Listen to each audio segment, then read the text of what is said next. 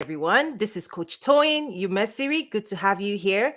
If this is your first time ever of joining my live series, you're welcome. Today I'll be covering how to rebuild confidence and empower ourselves to the next level. Really. So it's a conversation. I'll also be sharing some deep insights from my program, the game plan 12 strategies for winning, and also probably linking some of the business strategies that I usually share and mindset strategies. So if you're new here, my name is Coach Toyin. I serve as a leadership and success coach. I also teach entrepreneurship and international trade, and I also technically serve as a life coach as well. Here's why. What I found over the years is that we actually do business the way we do life. So it's extremely important that we remove every kind of limiting self belief, anything in the way, mindset issues for us to actually win in both life and business. So, yes, I've developed programs that do support when it comes to mindsets and business strategies as well. So, I'm combining those two for today's session. I also want to welcome those on Clubhouse. I have Clubhouse going, and those on LinkedIn, YouTube, Twitter, Facebook. Thank you so much for being a part of today's live show experience. And do drop a comment. Let me know where you're joining from. And I do have Miss Alba here on stage with me on Clubhouse. So thank you so much again, everyone. I see Elijah, Nar, Satwam, Sherry, Kenny. Good to have you all here today. So let me really let's dive into today's conversation. So here's what I have seen and experienced, particularly in my private practice, is that when it comes to confidence, at least the people who come into to talk to me, they're extremely, powerful, confident people. But along our journey, somehow, right? What I like to say is we become the people we've agreed to become. So there are times when we have to disrupt ourselves. So let me say that again.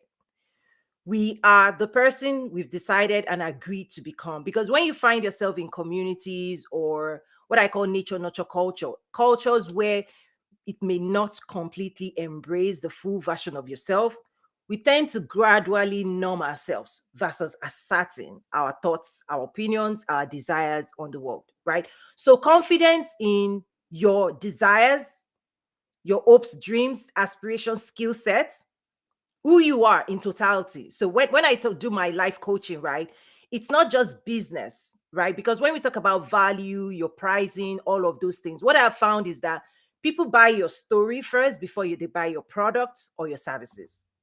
That's a tweetable. Let me repeat that. People buy into we buy stories first. We believe stories first is the believability.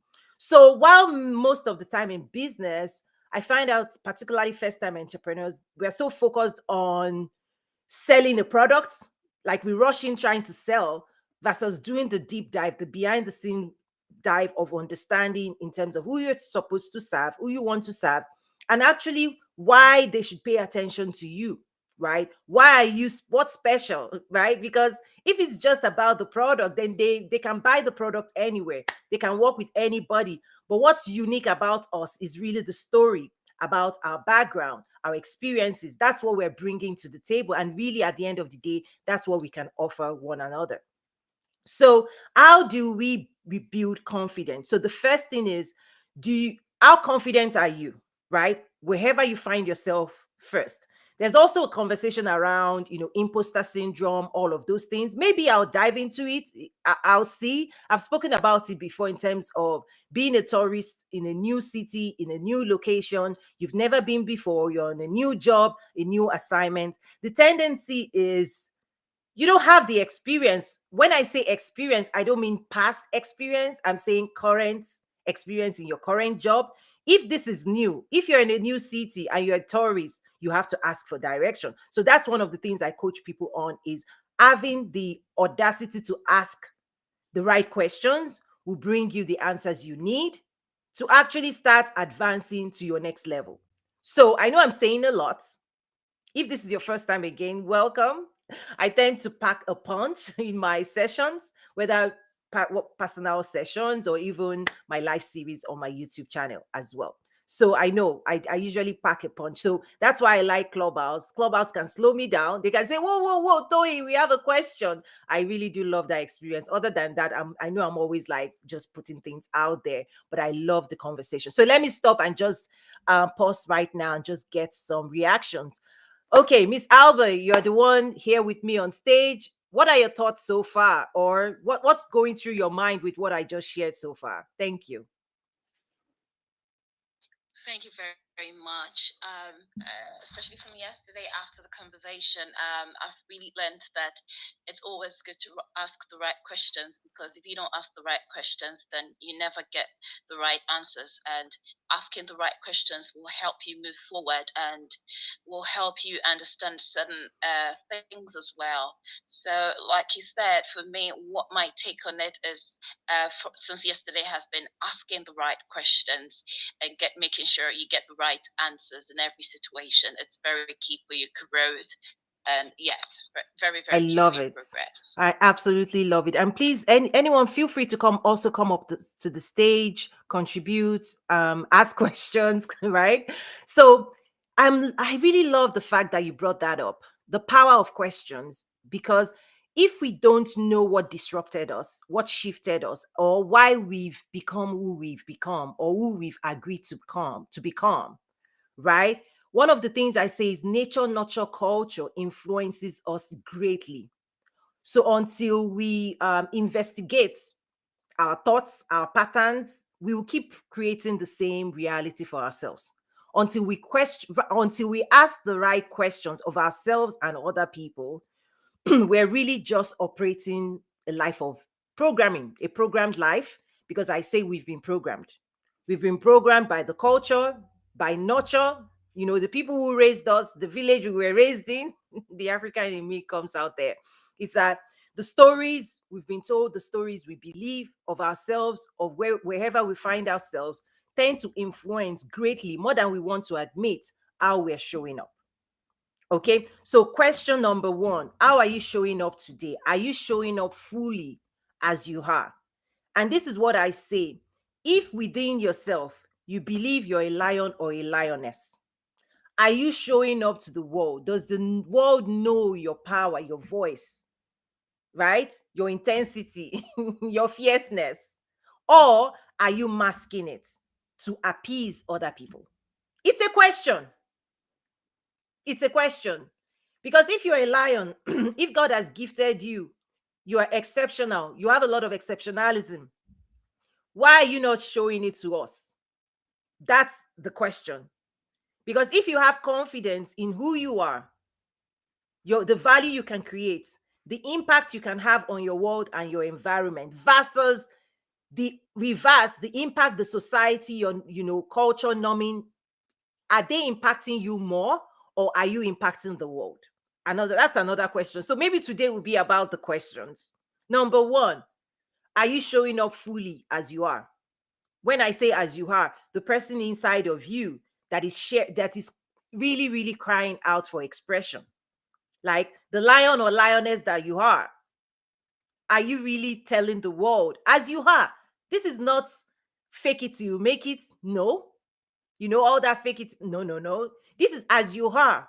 This is not overshooting, not undershooting. Just as you are. Your gifts, your talents, your desires. Because once you start going into relationship, whether business or personal, if you don't show up as you are, you're living a make-believe life. People they're not even in relationship with the real version of you or us. That's also where this falls out, is that when we don't own our thoughts, our ideas as they are, we tend to mask it. Why? Maybe to make other people feel comfortable, right? Maybe to really, those are questions. I don't know, right? Ask that question: why am I showing up less than I am? That's another question, right? Are you showing up less than you are? Why? This is like quiz time. Okay, why? So let me pick on you. Are you showing up as you are, or less than, or more? Let's go. If you're okay with, good. I think that is a good question. And as she started speaking, I realized that I've been asking myself lots of questions, good questions, but not always the right questions, Mm, because I'm not showing up enough.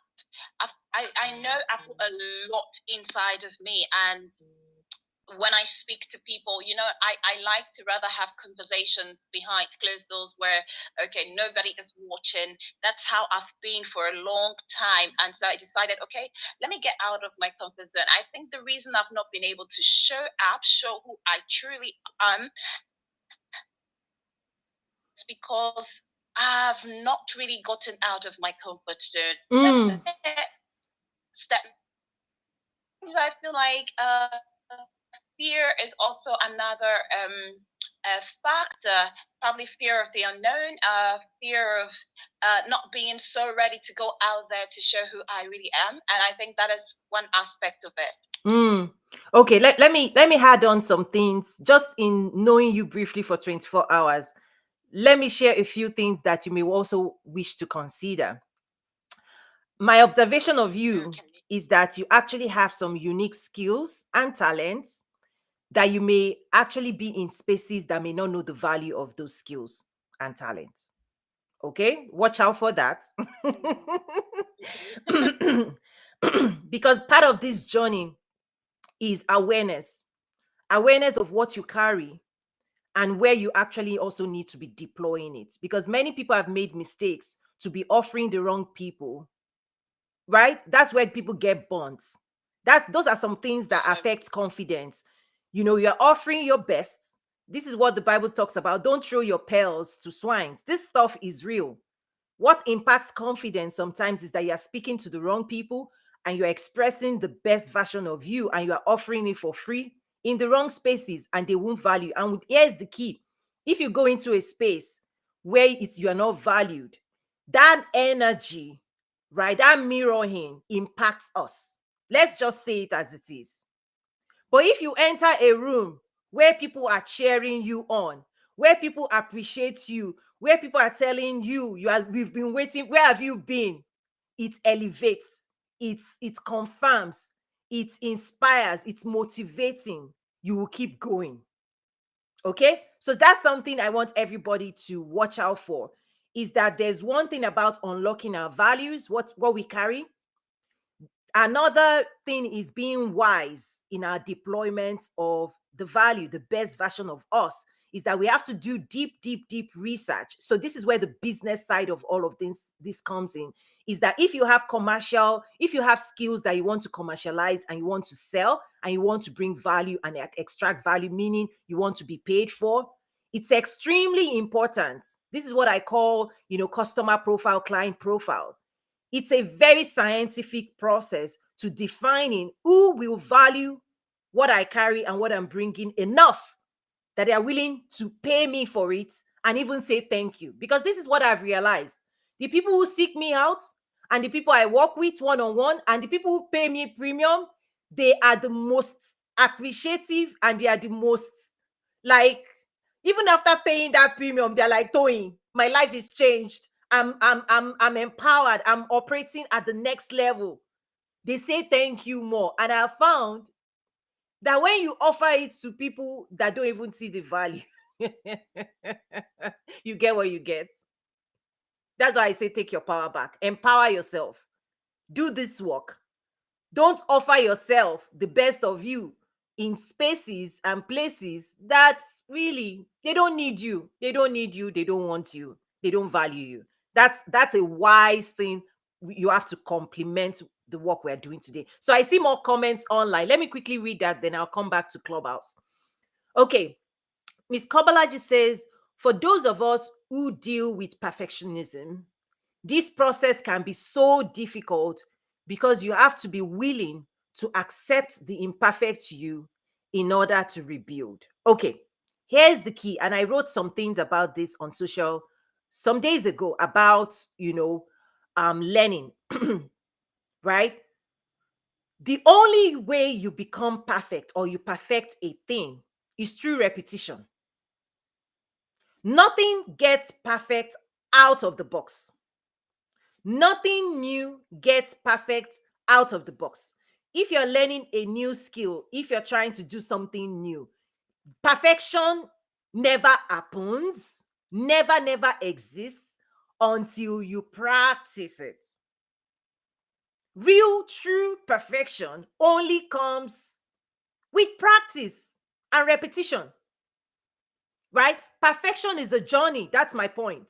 It's not a destination. It doesn't happen. Like when you have an idea, oh, I want to be a doctor. How many years does it get you to actually be? Even if you get the certificate, you have to practice. You have to be a practicing doctor. 15, 14, 30 years for you to be okay, I'm a veteran. So perfectionism is actually a ghost that people are chasing. It doesn't exist. It's a ghost. And that ghost scares people from even practicing their crafts. Right? So even if you want to be on social, if you want to be on video, like this video, right? Many people don't even bother asking. They say, "Oh, you're so good. Your lighting is," and I say, "You don't know how many years." I remember the days when somebody kindly will be telling me, "Tony, we can't hear you. The voice, we can't see you.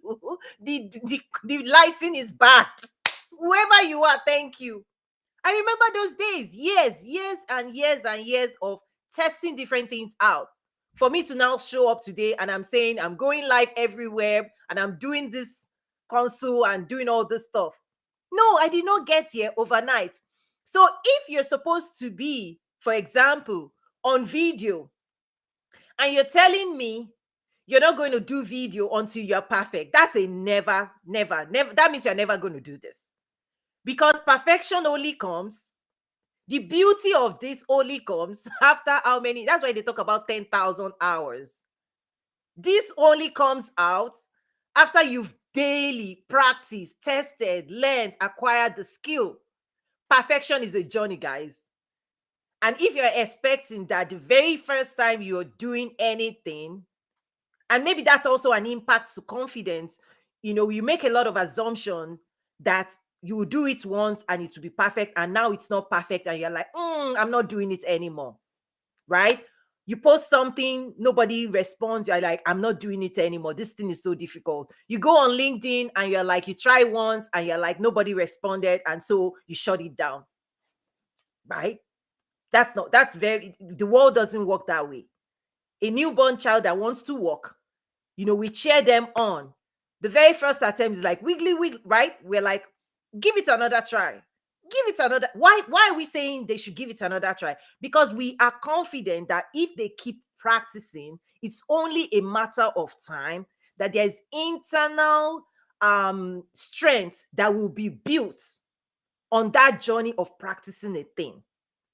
And then eventually those same children will start running and you can't stop them anymore. A few months ago, this child was struggling to take the first step. Few months after, the child is all over the house.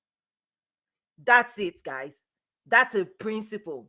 Okay, I see Miss Veronica. Hi, Veronica. Good to see you. You said definitely fear of judgment and being taken out of context. Great question, Stowing. Veronica, I know you. You've worked for me before. You are fierce. You're one of those people, right? I trust, like you handle stuff for me. All I would say is don't stop. Keep doing that work. Find ways to keep practicing your exceptionalism. Like Veronica is that one person that I know you. I won't put your business out there, but she served as my chief of staff once. And Veronica is the real deal. Like for Trade with Africa Summit, I'll just deploy Veronica. I was like, go and take care of them. Everybody reports to Veronica, and Veronica will put matching orders. She will get things done. So you're there. So what's stopping you? Don't stop yourself. I see your greatness. I've tasted of your fierceness. Don't hide it. Veronica, I'm speaking to you right now. Okay, I'm putting you on the gram or everywhere. We want to see more of you, Veronica. You are exceptional. I know that. Okay, so get rid of that fear. Don't judge yourself. You are good to go. right? And you will continue to improve. And this is where personal development comes in, is that you also have to know that if you continue to do the work and if you never give up, you will get better. You only get better. Wine tastes better after years. Okay, so trust the process. That's my message to you, Veronica. And I really do love you. I care about you. You know that. Call me. Let's talk. Okay, I'll move on. I know we're putting our business out there, but anyway, we're building a community here. So help me cheer on Veronica right there. Okay, I'll get one more comment here and then I'll get back to Clubhouse. So, Kabalaji, you said, and sometimes you don't know what the right questions are to be asking yourself, because you can't build from where you are right now. You need a coach to inspire you with the right questions. I love that. So let me give a few tips for those who haven't ever invested in coach. I'm available, but for those, I mean, there are so many people I know, they've never had a coach before. So let me just put some things out there. Start with your dreams, your hopes, your aspirations. Like, where do you see yourself? Where do you think you belong? I remember talking to someone. I said, close your eyes. And I said, which rooms do you think you belong in? Okay. Ask that question. What rooms? If you believe you belong to the boardroom, whatever room, policy, government room, whatever that room is, capture it in your mind. That's one. Capture that room in your mind. Another strategy is, what conversations do you want to participate in? Are you writing that down, guys? And I'll tell you, what conversations do you want to participate in? What conversations do you even want to lead? What conversations do you want to bring together? And who are the people that you need to be engaging with? Because that should help you determine what you should be about, where you should be showing up, what you should be doing right now, because you will take personal responsibility for leading yourself to those spaces. So just watch me. When I say I host international summits, with someone, leading ambassadors, right? It's because, I decided that not only do I want to have such conversations, I want to host, right? As a custodian of this knowledge base, right? I had to design some things because I belong there. I belong there and I own there. I own tables and I invite people to participate. People of similar minded, right? People also sharing the common goals. Eagles should be flying with eagles. So those are ways to rebuild confidence. Is that, you may find yourself in the wrong setting. You may find yourself in spaces where you're not thinking alike. You're not going to the same spaces. So when you are saying, I'm a lion, I'm a lioness, and everybody around you is like, stop. We don't need you here.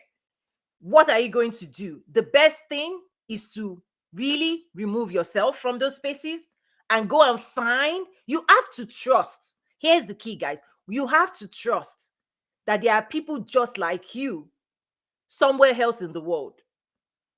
You are not alone. It's like what the Bible talks about. Oh, I'm the only prophet. No. There are 70 other prophets. There are other people like you.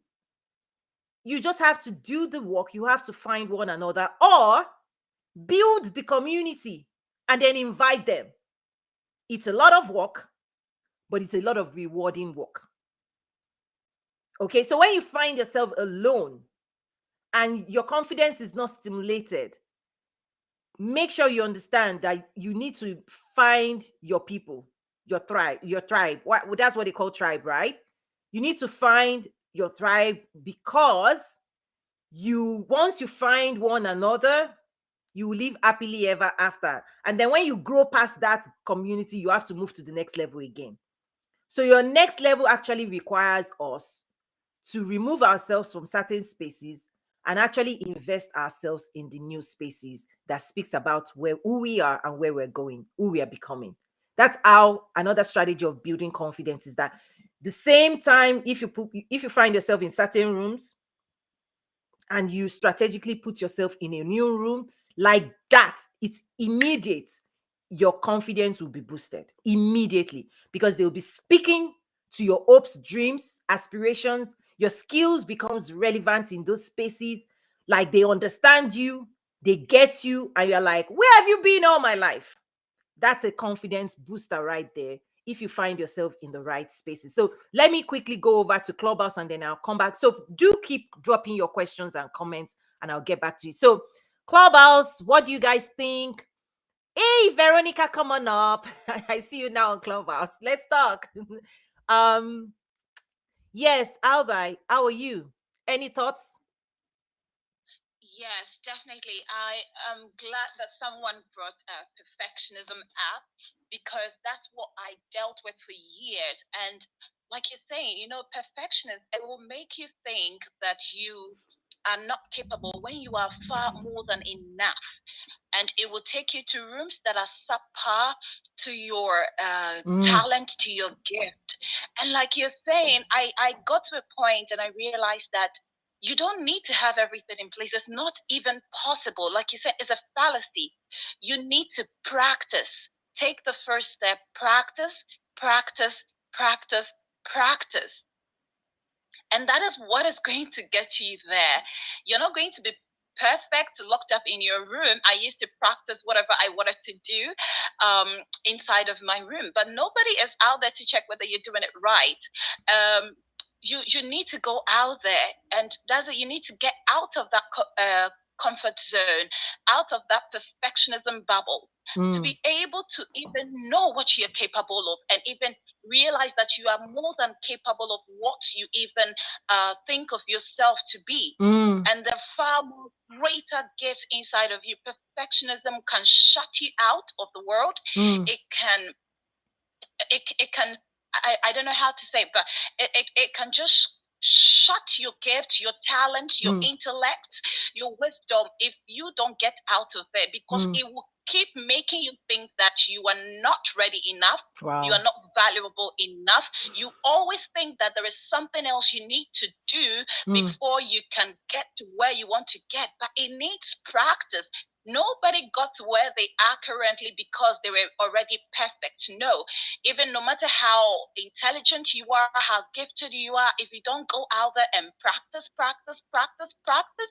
you're going to be stagnant. While other people who probably didn't even have that intellect that you have, that gift that you have, they will be building on their gift or talent, reading, going out there, showing themselves up, and they will be far ahead of you. And you probably would have some great, talent, exceptionality, like you're saying, very versatile, and you're still hidden. That's what perfectionism does. That's it. You have to show up, because where the opportunities are being shared for your next level, if you're not in those rooms, you can't participate. So I'll say two things. One, show up. Number two, exposure, the power of exposure.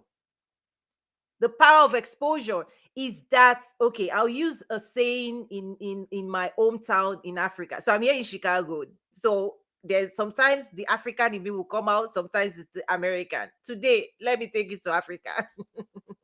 There's a saying that someone that hasn't left the farm of their father always considers their father's farm the biggest.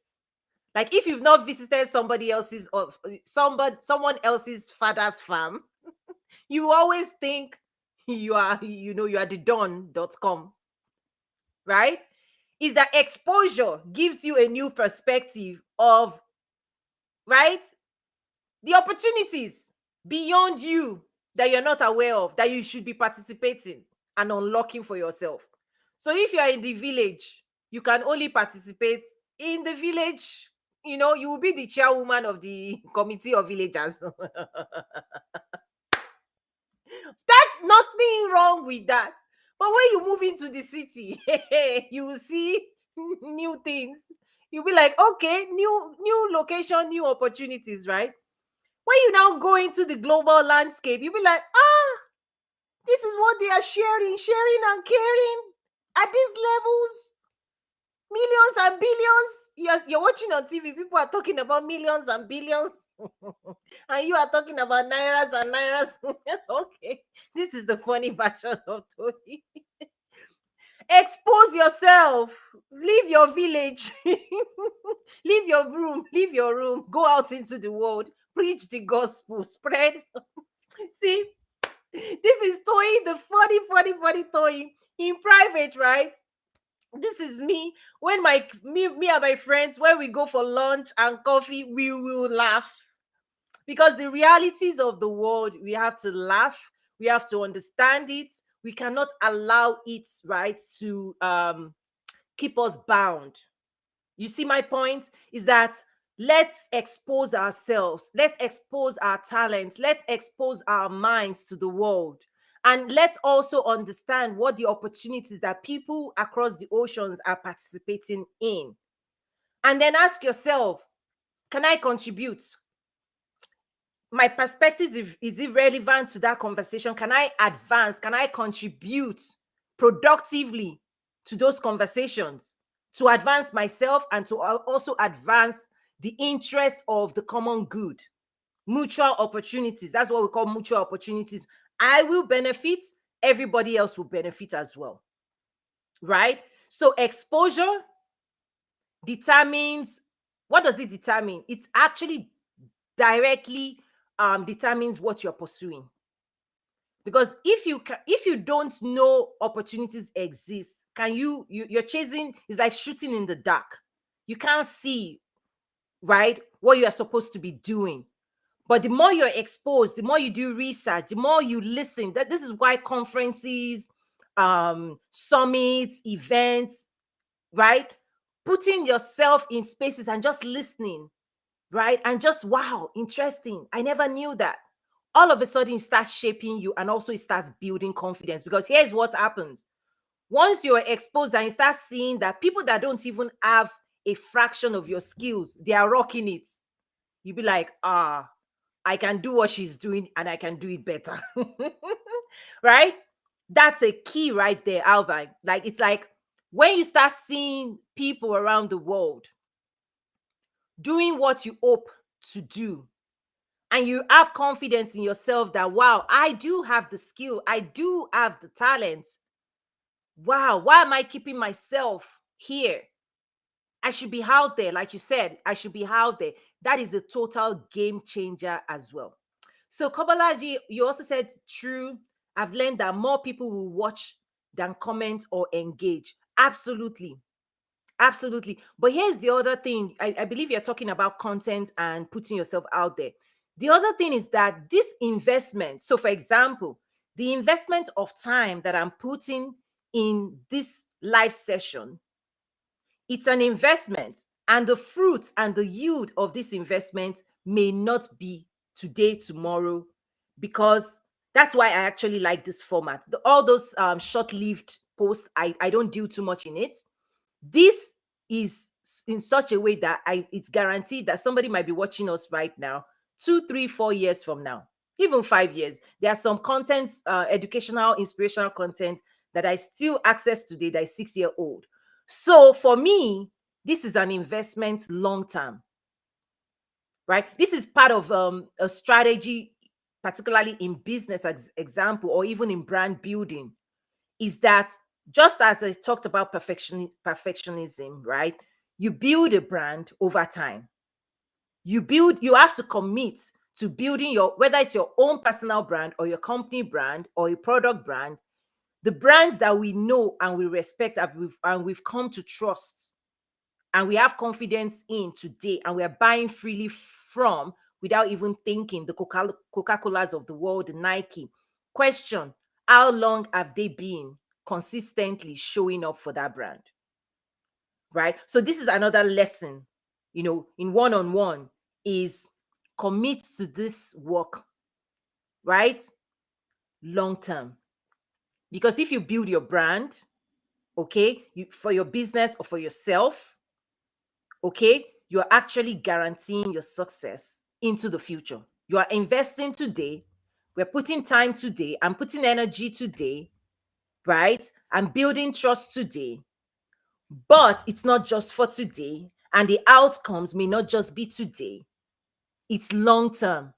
And that's why for me, and I share this with people as well, if they would listen, is that never start something you cannot sustain.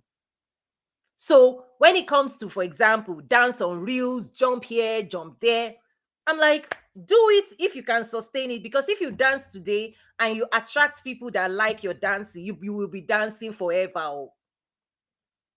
Do you understand? You see, if you are moving up the ladder of influence and you are Beyonce, you will Beyonce. Oh, you will be for us. We will join you. Why? Because that's what you are offering to us. So you better do it consistently forever. But if you want to be a thought leader, let's make sure you are showing up consistently in such a way that come rain, come shine, come cloud, come tornado, you are committed because that's who you are. Show up every day, and over time you will build the trust as you are. But unfortunately, people will do certain things that they cannot sustain.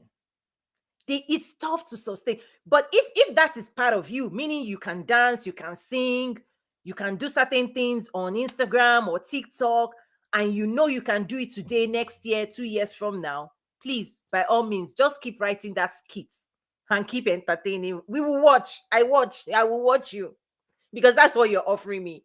That's what you're selling.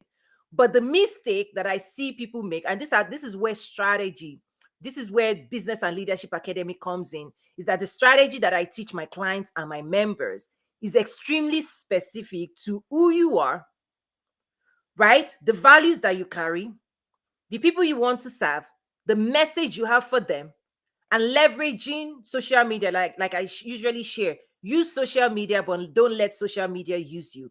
We will use these vehicles. They are extremely powerful tools. Social media allows us to spread our message all over the world, right? So it's powerful, but the key is, what message do you have and for who? And in the delivery of your content, is it aligned to you?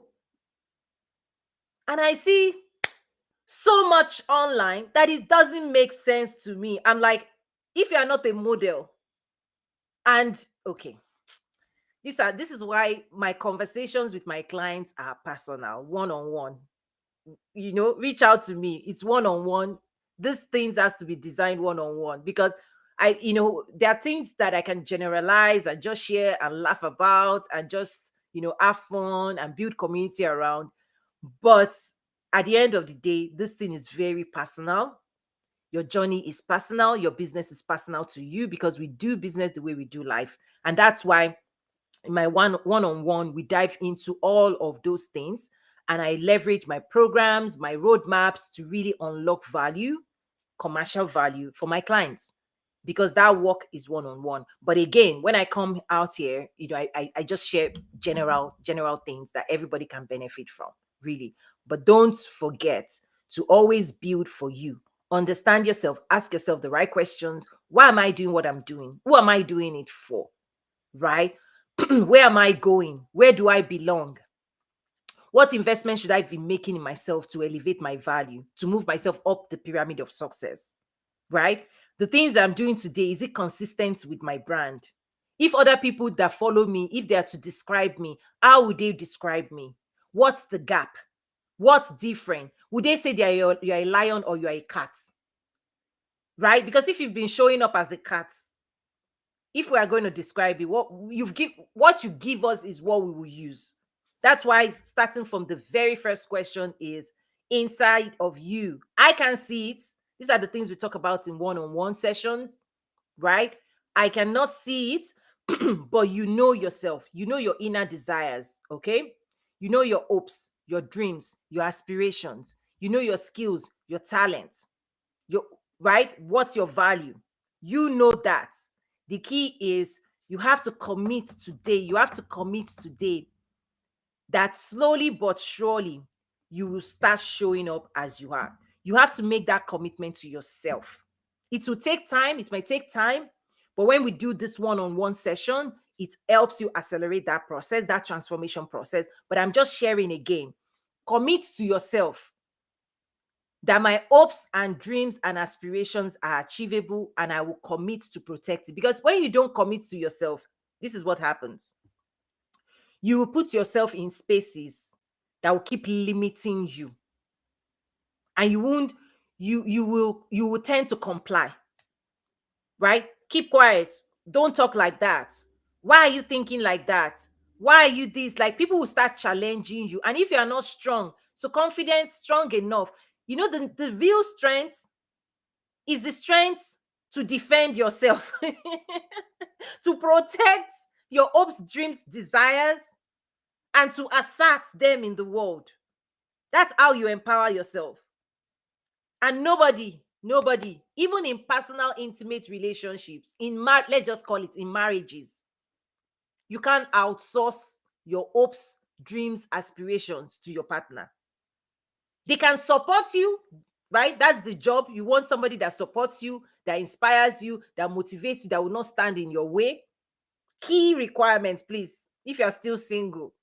Key requirements: inspire me, support me, mutually, both sides. Okay, both, it's not one direction, both ways. You have to do that for others, because out there, that's why they say, can two have to how do you say that message is that when one falls, the other would, right? Because being out here in the world to do this work, you need support. So you better have somebody on your side, and you also need to be somebody's, cheerleader. You have to be good with cheerleading. We need to cheer ourselves. We need to cheer the people we care about. The people we care about need to cheer us. That's how you build this thing. Because if you are out there and nobody is cheering you, and you are not cheering, it gets boring, it gets lonely, it gets tiring. You feel alone, and you are no inspiration goes down, and you start hibernating. You start hiding. You be like, well, nobody cares, nobody needs me, and then you start hibernating and leaving yourself where you are. So if you're interested in business and leadership, business and leadership academy, I have business courses, the accelerator course. I have the game plan, 12 strategies for winning. Mindset program is 12 strategies for winning, from networking, power of clarity, right? Adopting the mindset of a champion, removing barriers to your success, networking your way to prosperity. These are strategies that I deploy, right? Because at the end of the day, we do business the way we do life. And this is all about, right, achieving business growth and success in life. That's really what I'm about. So check out nazaru.academy to find out more and to sign up. There are courses, and then the 2022 enrollment is also there. You play catch up, but these are strategies for business growth and success as well. So let me open it up to some final questions. Veronica says, I'll call you. Yes, girl, call me. Let's talk. I see you. Miss Chrissy, it's been a moment. Do you want to come up and just share briefly? Albie, anything else before we start wrapping up today? It's been fun. Like, for me, this has to be fun, because I only want to do something I can do naturally, that doesn't require too much preparation, because I'm busy. So this is it for me. I just come here and I talk, and I have a lot to say. I teach every week. I have tons of programs, to support people who want to grow their business and want to achieve success in life. Period. If that's what you want, I'm your girl. Okay, I'll be on mic, and go on, please. Okay, thank you, Ten. It's always I don't know, refreshing to be around you. You're always speaking, giving wisdom nuggets. There's always something new to learn from you. Thank you so much. And there's one thing you said that I like: commit to yourself. Commit to yourself.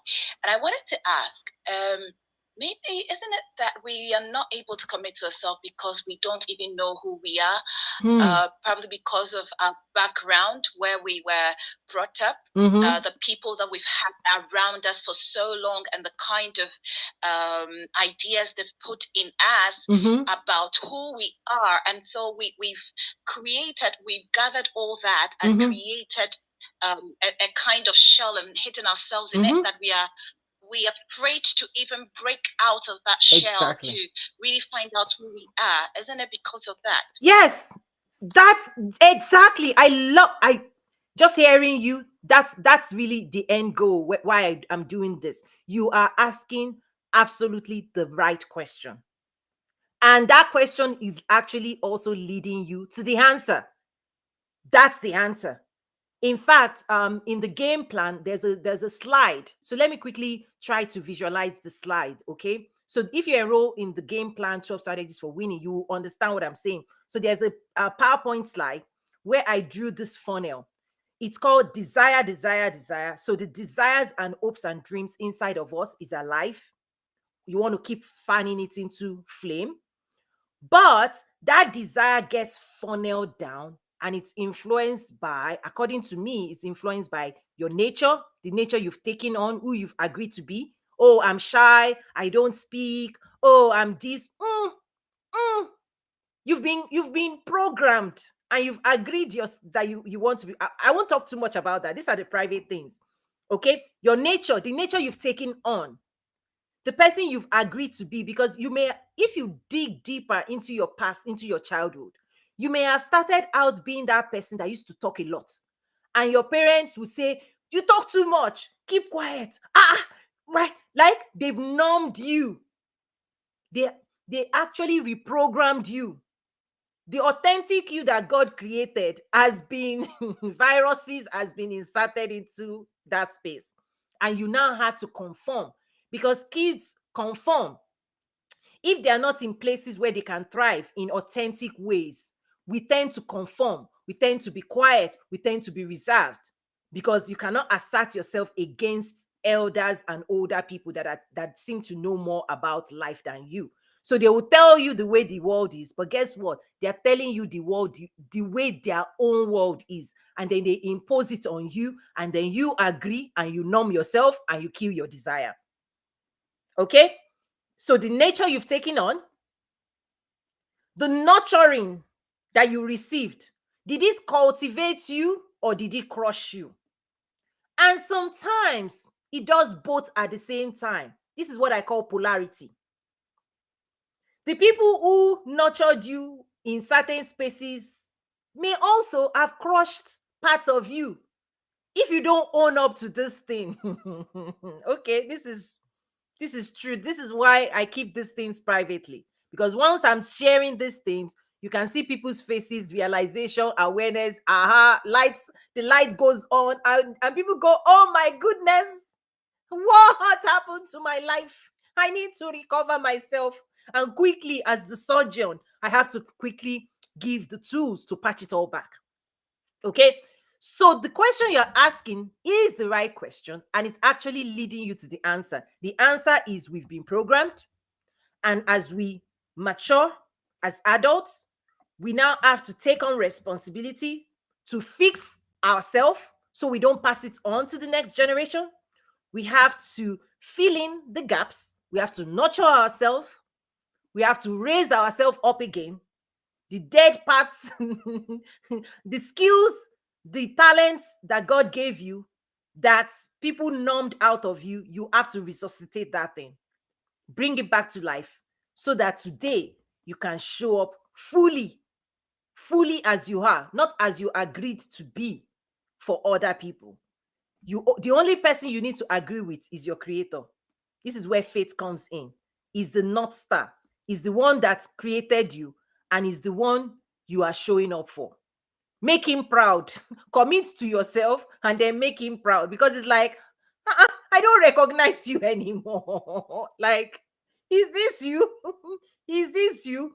And the interesting thing is, go back to maybe high school, or at least I think high school is where I think that is a always a template, because I think, I'm just putting this out there.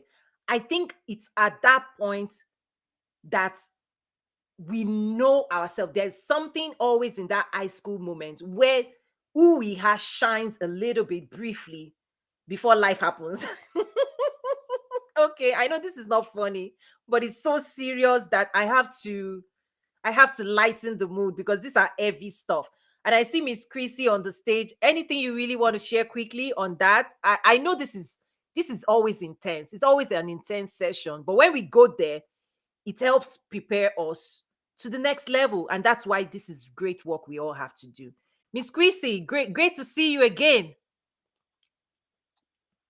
Hello. Hello. I usually catch the room from the beginning, so I look forward to the replay. I listened to yesterday's replay about charity is not the solution, and that was really good.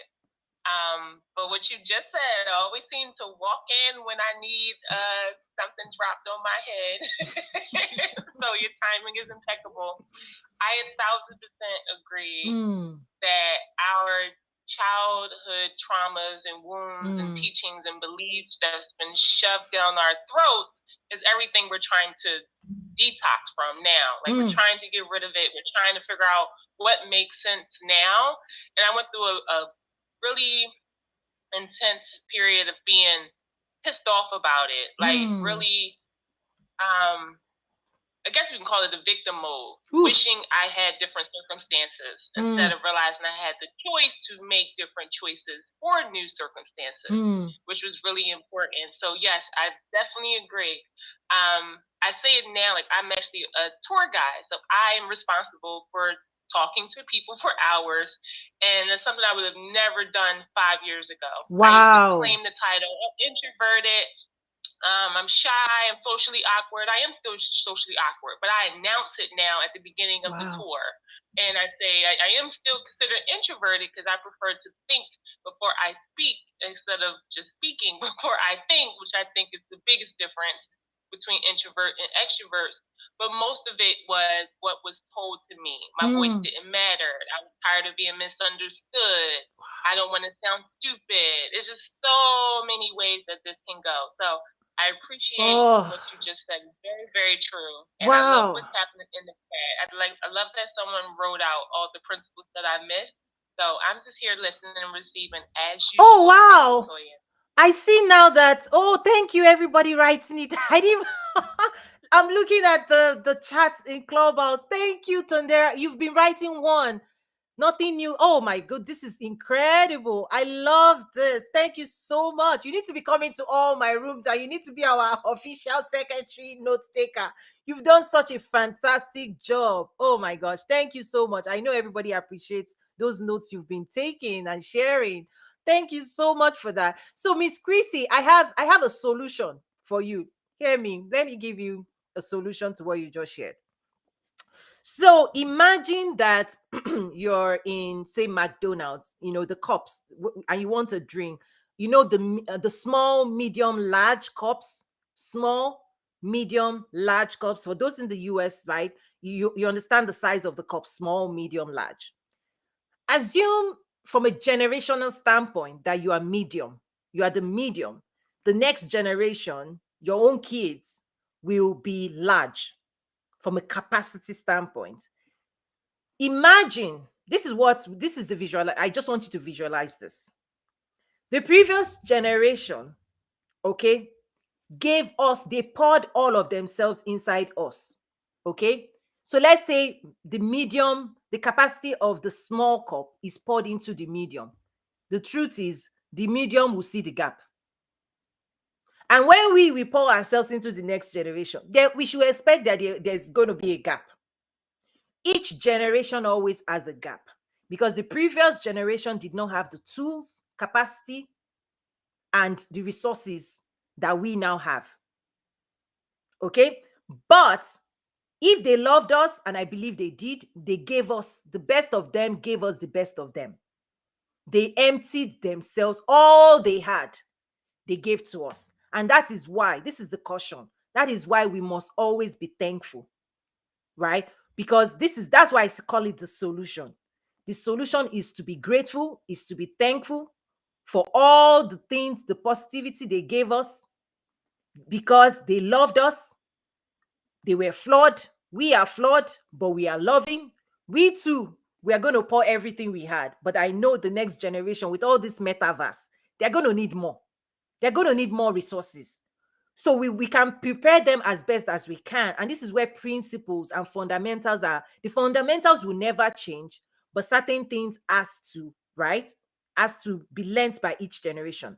So the solution for this, what you're sharing, is number one, grateful for the people who backed us and carried us as far as they could carry us. Now the next generation has to pick up where they left us. We now have to run our own race. But whenever we look back, let's try as much as possible to appreciate them, their struggles. See, they struggled more than we are struggling. Trust me, previous generation did not have the luxuries we have today. The cell phones, the stuff, the washing machines, the access to all kinds of things that we do have today. If you're a mom today, you are saying, oh, mom, being a mom is tough. Just reverse 50 years ago. Do you prefer 50? Do you wish you were part of that generation? They had more. They had to work harder. They had less to work with, and yet they tried. Okay? So we must say thank you. Now, we now have the responsibility to audit what was poured into us. Is to say, hey, wait a minute,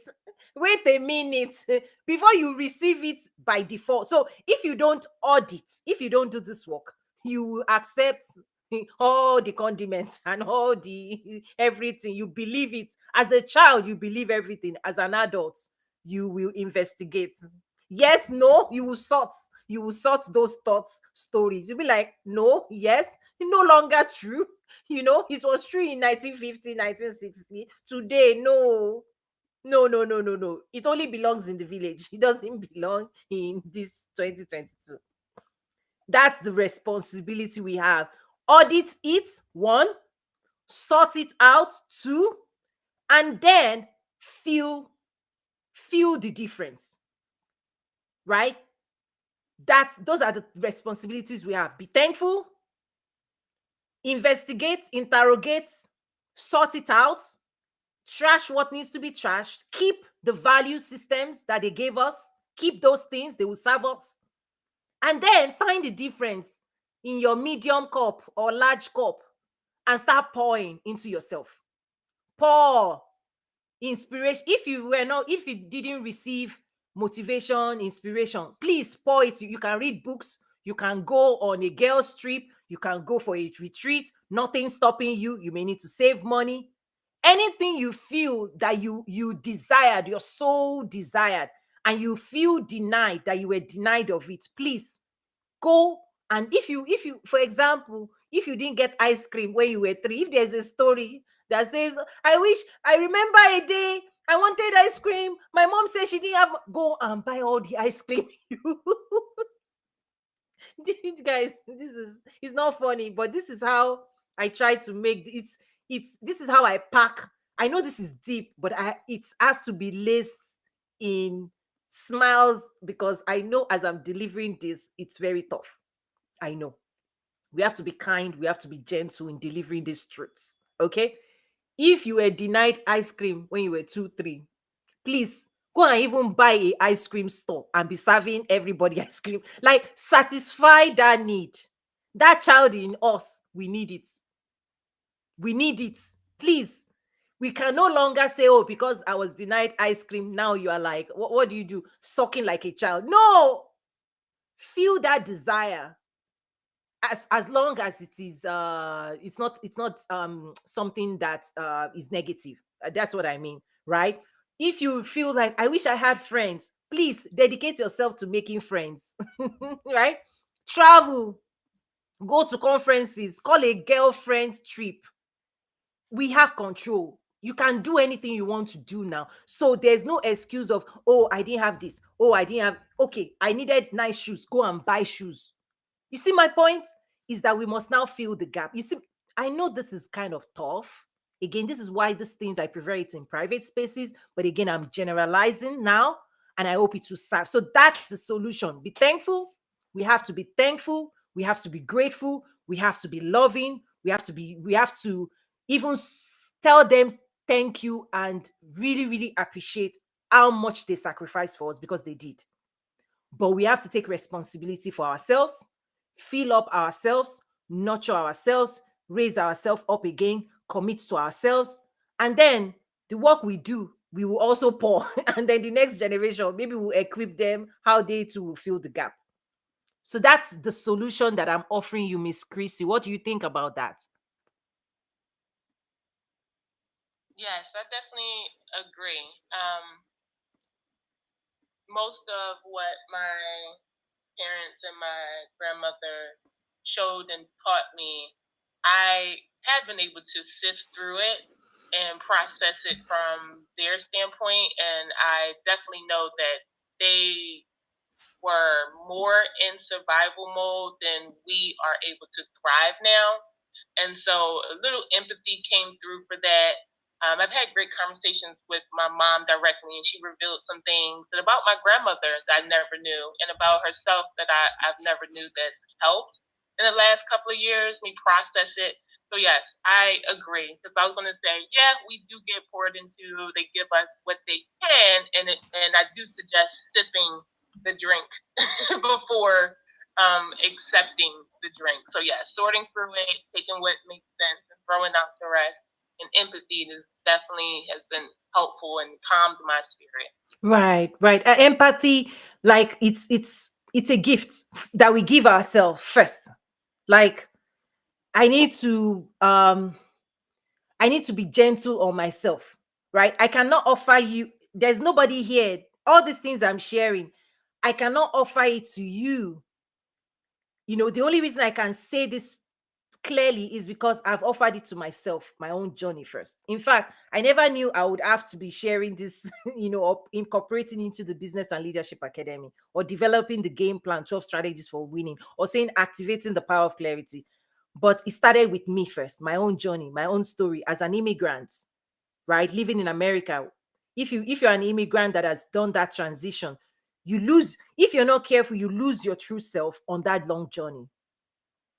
Maybe that's another story. If you want to go into the journey, like the work that immigrants have to go through to rediscover themselves, if they've not done it right, to rediscover your greatness, your dreams, your hopes. Because here's the key: that major transition is, in a way, could be traumatic.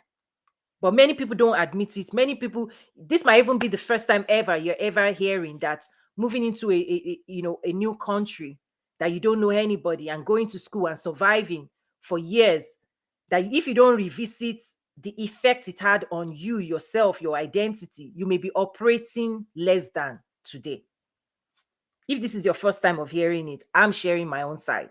Until I rediscover that thing, you'll be operating as an outsider. No, I am an insider. I belong anywhere my feet. Isn't that what Bible says? Wherever your feet touch, I give to you. So I own a piece of that's maybe another day. These are the real stuff, right? Immigrants actually need that support as well. And I see Sister Toyin, that's a family friend right there. She says, this was truly insightful. Glad to have been able to catch this live. Sis, I see you. Me and you, we know ourselves. These are so there are people. Wow, I know I'm just out here in the public, but the people who know me know me. The people who know my address, they know me. The people who know my house know me. The people who have my cell phone, they know me. They know when to call, what we talk about. This is just a spill. It's how do you say, is it a spillover? Like when my cup runneth over, I'm just giving the run over. But in the real life, in my real life, this is the deep, deep, deep, deep work that I have been on, and I now support people, right? Is that I teach and coach, because at the end of the day, when I talk about roadmap for business growth and success, I've realized that even when I'm, coaching or guiding people when it comes to business, so many things were in the way, right? Confidence were shaking. And that was why I had to develop, the game plan 12 strategies for winning to support you for life and for business. That's why it's called 12 strategies for winning in life and business. It's because even when I'm coaching or teaching business skills and I say, do this, do that, the hesitation, right? The reluctance I see, the pushback. I'm like, okay, where is that coming from? Oh, why do I need to do branding strategy? I'm like, wait. What's your story? Right? People buy stories first. And once we started going deep, I said, okay, you know what? I actually have to put my members through a rigorous deep dive program, success mindset program, because all those things we have to tackle it. Approaching the world, adopting the mindset of a champion. You need to be a winner. You need to be the lion. You need to take charge. You need to show up. These are the things I put together, right? So that's what this is about, and I'm happy to really let's build a community around it. And for those who want to invest and go deeper dive, head on to Nazaru.academy. I also pinned it up, but I'm here for you. I know because this work, many of us have not done this work, but could it be what's stopping us from advancing? I've seen it, right? But you have to ask the right questions. I know Miss Albe right now, she's learning that. She brought it up as well. When we ask the right questions would actually lead us to the answer. And these are things you can do for yourself.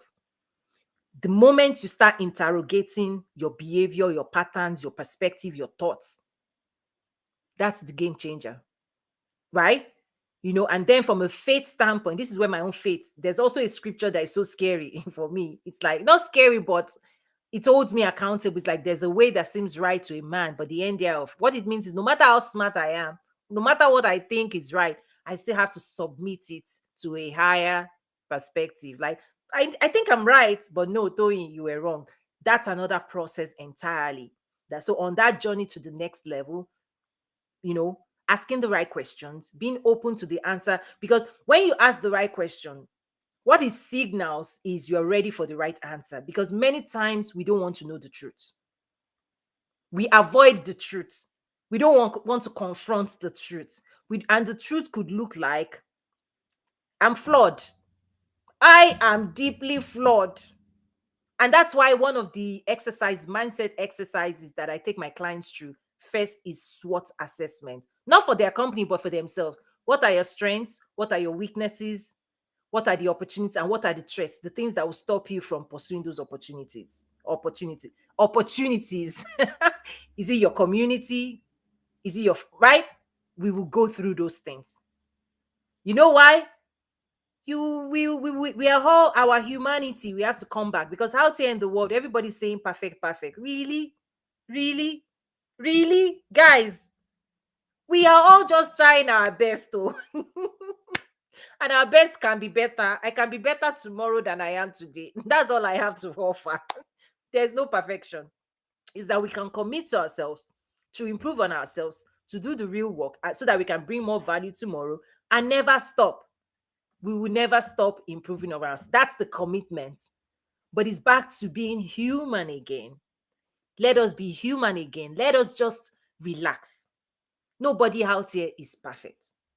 Don't go out for just at a minimum, just try harder. Just put in extra every day, commit. Right? And when we try harder, okay, even in personal relationship and in business, let me say personal, when we try a little bit harder, our spouses, those we're in relation with, they will see and appreciate the effort. So nobody is perfect. You're not perfect. Don't try to be perfect. All we can do is offer our best and hope that somebody will value it. That we are all broken. We just need to patch and support each other. This is truth, okay? Let's just say it as it is, right? And the grace that we offer ourselves, we can offer other people, and we can live together in better harmony. But when we are expecting, I want to be perfect. If that's what I want, guess what? I expect perfection from you too. And so when you disappoint me, I will call you out. I will call you out. I will call your failures out. I will tell you you should know better. I will call you out and I will not cover you. But Bible talks about love covers multitude of. The reason you cover it because you cover yourself. And if you don't know how to cover yourself, your limitations in private spaces, can you really offer that to anybody? That's why relationships are damaged. It's because you should know better. You should know better. That person should know better. That boss should know better. That boss should do this. We all have this level of expectation that nobody can meet. But if I see somebody trying, if I see somebody making attempts, if our spouses are making attempts, if we are making attempts, that is more than enough. That in itself is love. You know, our path shining brighter and brighter is saying, if I know better, when I know better, I am committing to do better. So everybody listening to me now, all the lessons of this past hour, you are now responsible. You can't deny anymore now, because now you know. Now you know better. And this is when knowledge and truth. He said, when you know the truth will set you free, right? Right? That's the work. Is that now that we know, we now have to commit to the work. And I see we have someone else joining us here on stage on Clubhouse. I hope the app worked. Can you send in the request again? Hey, Marie, good to see you. That's my friend you're in France today, right? Feel free to come up stage. Des, I see you as well. Mr. Build Wealth, thank you for being here. Introduce yourself and do share as well. Thank you. Okay, so thank you for bringing me up. So could you speak louder a little bit so people can hear? Thank you. I got you. I was still reading the title, my bad. You're fine. How to rebuild confidence. Yes. Empower yourself to the next level. So I'm gonna try to make this brief because this is a topic. Mm-hmm. So to empower yourself, how to rebuild confidence. So I would say, first of all, it's understanding that you have to set boundaries. Right? And being comfortable in setting those boundaries. Because in reality, it's one of those things to where, you know, I have this thing that I call the bully effect. And I believe that if you allow someone to do something that you don't like and you don't correct it, then you are giving them permission to do it again. Ooh, okay. So with that being said, I think that rebuilding the foundation, right, of saying that, hey, this is my boundary, this is my line, and you cannot cross this. And if you do cross it, not only will I defend myself, but I will be consistent in defending myself. Because now, if you try to, let's use the standard bullying scenario, if you try to stuff me in a locker, I'm gonna defend myself Monday, and then if you try to do it on Tuesday, Wednesday, Thursday, Friday, I'm gonna defend myself as well. Because sometimes some people only do it once, and they think that that's enough. They think that it's okay to just say, hey, I don't want you to do this, or I'm not okay with you doing this. And they forget that most people will try it again. And if they don't consistently do it, they're not setting a standard. They're just saying no once. Oh, and that would be my 2 cents. No, that's more than 2 cents, because I'm looking at time, but I want to go there with you because it's a whole topic entirely. Let me point a few things out, and welcome to the stage, Des and Marie. In a moment, I'll bring you on. I'll just mention a few things. Number one, you want to watch out for trigger. Here's what I see about triggers is that what you are willing to push back on versus the next person is different. What triggers you that calls forth a reaction from you may not trigger another person the same way. So we have to watch out for that, because here's the thing. There are some things that may trigger us. I say maybe that's the battle you are here on planet Earth to solve. It doesn't mean it bothers the rest of us the same way it bothers you, because there's a certain type of thing that we also do that. Didn't you see that? How do you? No. Not everybody feels the same way you feel about all issues. Watch out for that. The second thing is that even when we are triggered, our reactions are not the same. Some will literally push fights. Others may withdraw into the turtle shell. Me. The silence treatment. Me. Others will fight, Will Smith, smack, and destroy themselves in public because that's their trigger. Watch out. Is that Well, this is why I said it's an entire topic that we can dive into.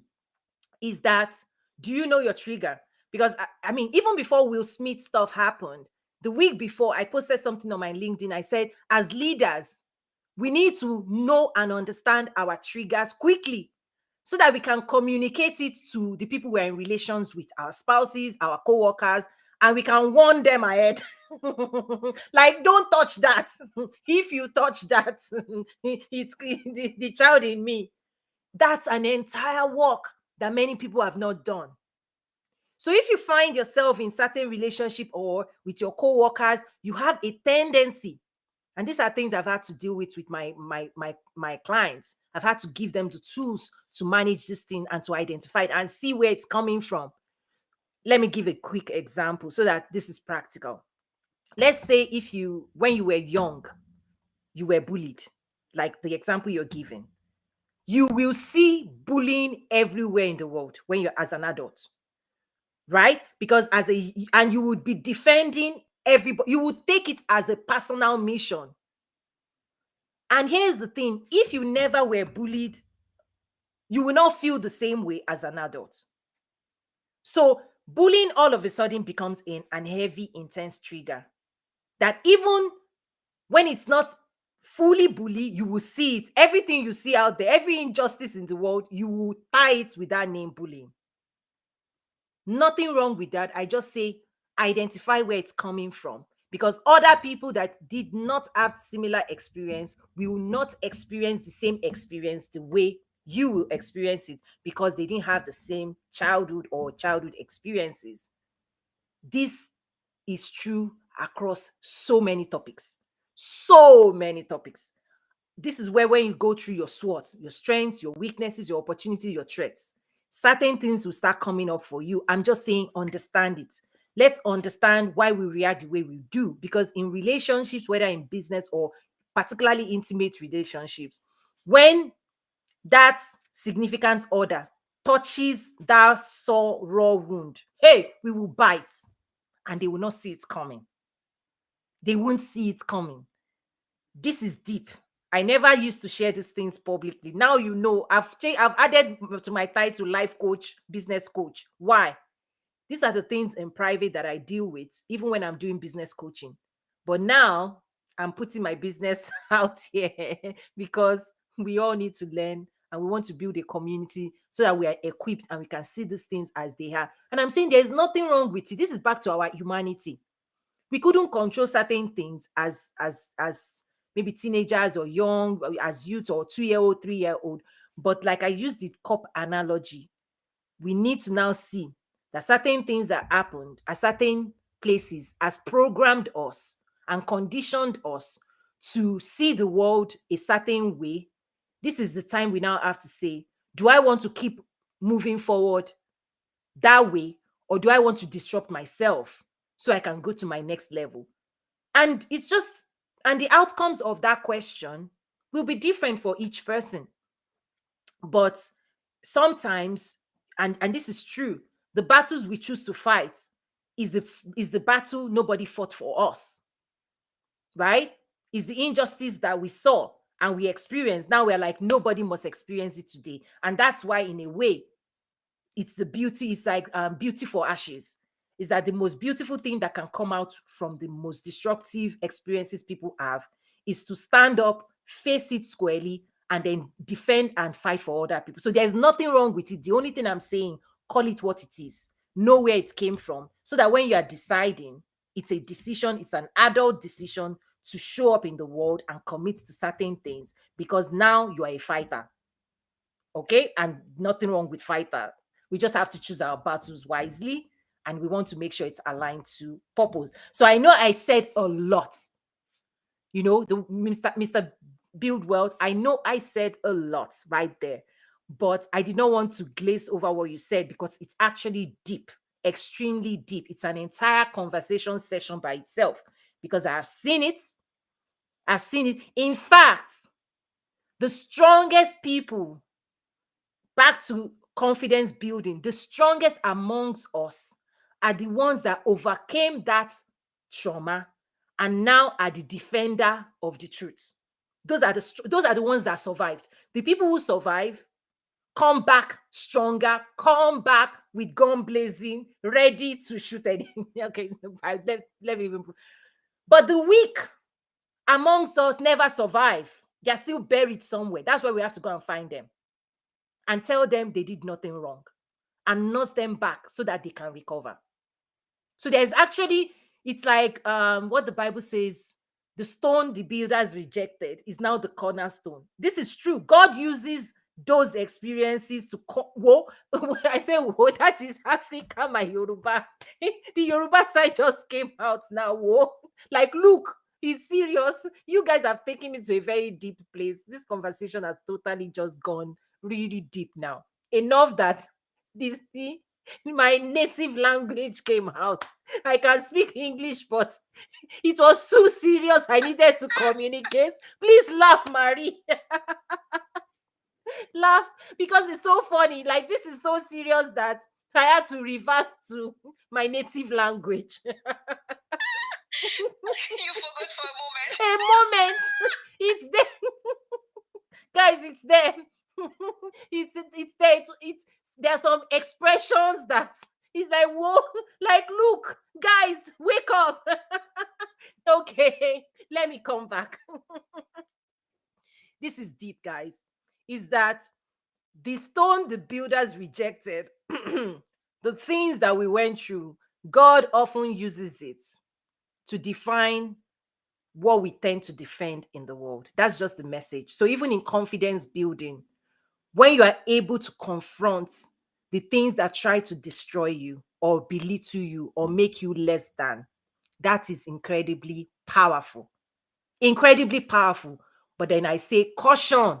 Caution is don't over push it, because it's like you'll be seeing what you shouldn't be seeing everywhere. And innocent people may be in your crossfires. That's just something, that's why I'm trying to balance it. Makes sense?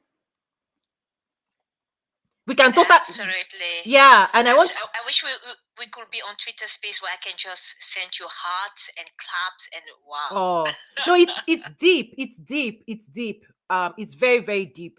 And I'm looking at time. I've gone past my time, but this is why I love Clubhouse, is I can actually get feedback as well. And I see, Pastor Luke Bamila. Okay, I'm seeing family, community come round here live. Oh, he said, great work, coach. Most times we allow our locations to determine our destination in life instead of locating the plan and purpose for our journey in life. Yes, sir. In fact, sometimes our past is an indication of our future. That's why we should not just try to sweep the past under the rug.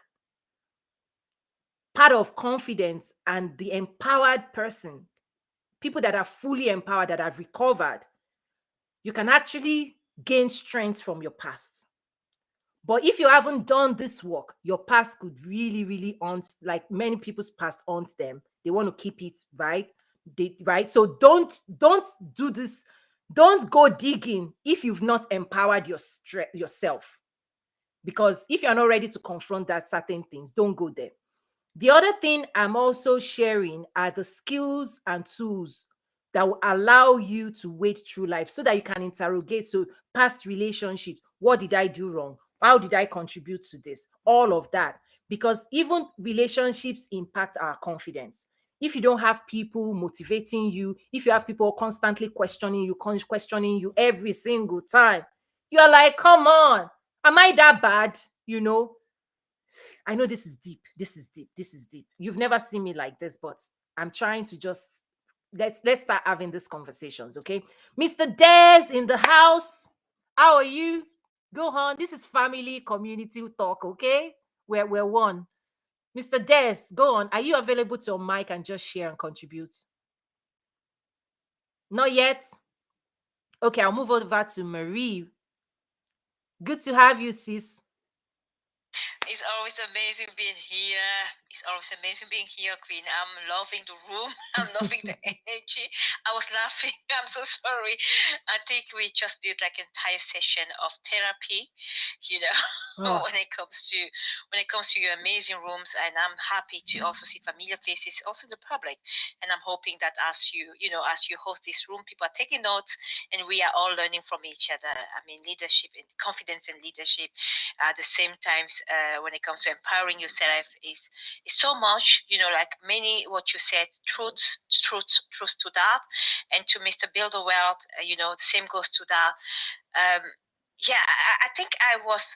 For me, for my personal experience, to indeed is so personal. Oh my I know. This is so deep, right? This is deep. But the key is that we don't know who else we are also setting free by going to these spaces, right? So even for me, like, it's what I keep privately, right? But I'm realizing that only my best friends enjoy this side, and my clients and my customers and my members enjoy this side of me. And many people out there, I'll just put some inspirational quotes out there. Use social media, right? People are enjoying, but I say those are just crumbs.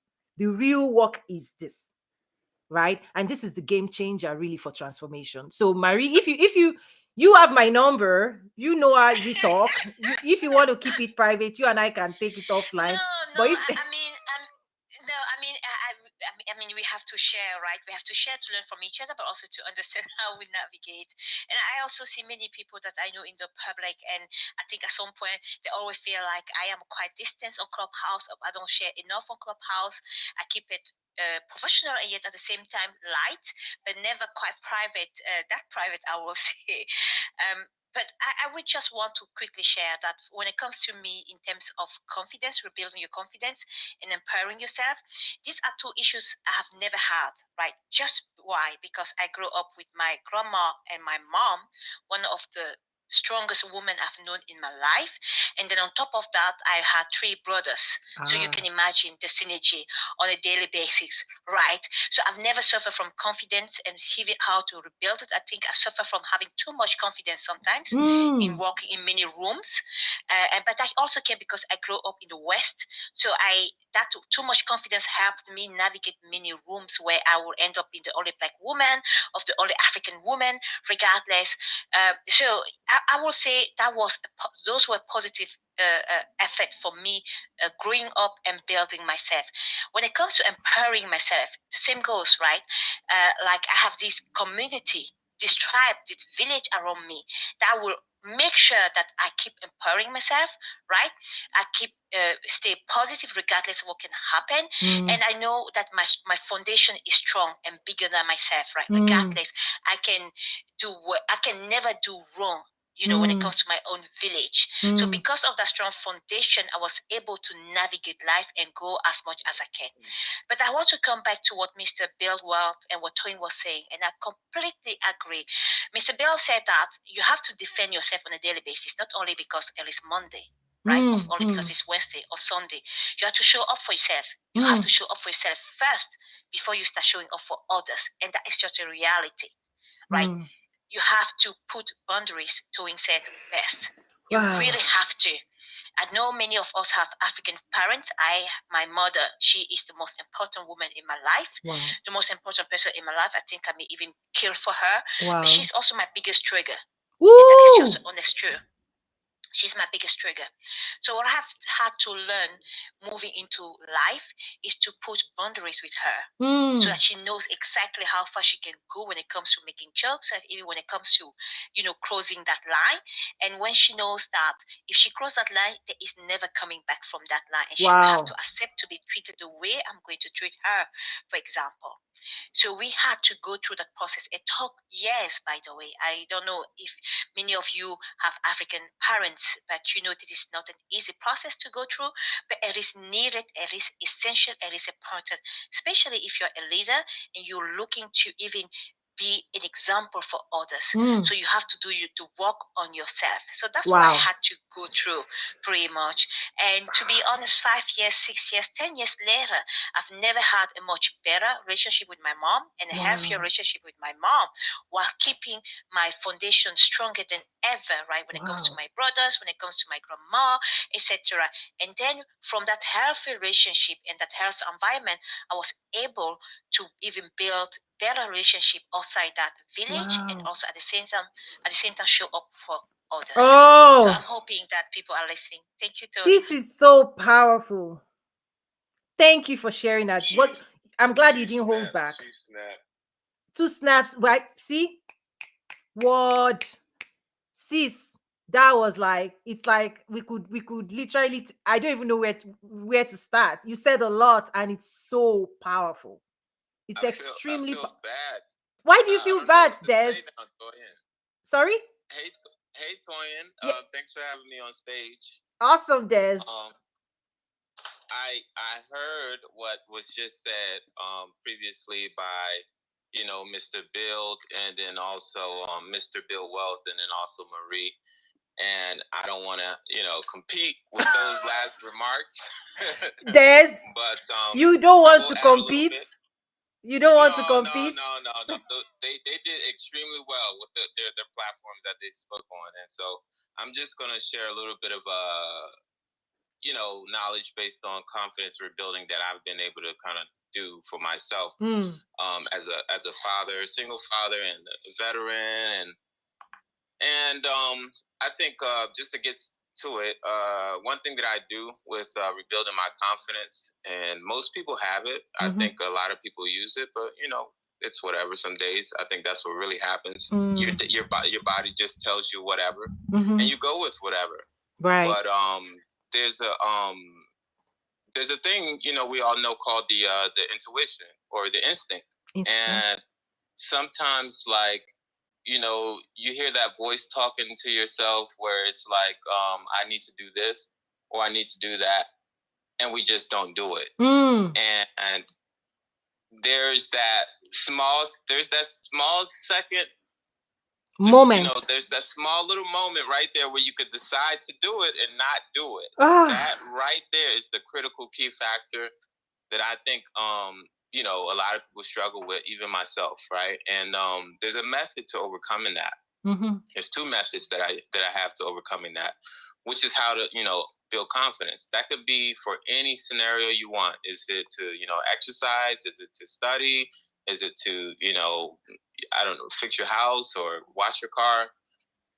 But there's one method where there's a countdown, and so you do a countdown, and you then you buckle up and you kind of do what you have to do. So you can do a 5, 4, 3, 2, 1 countdown and just do the task. So that's one way of rebuilding the confidence, and then and taking account for something small, because a lot of people love to see things that happen that become big outcomes, but small wins are fine. Yes. I don't mind small wins. Every day is a really nice small win. When I make breakfast, my sons are eating well. Daddy did good. Oh yeah.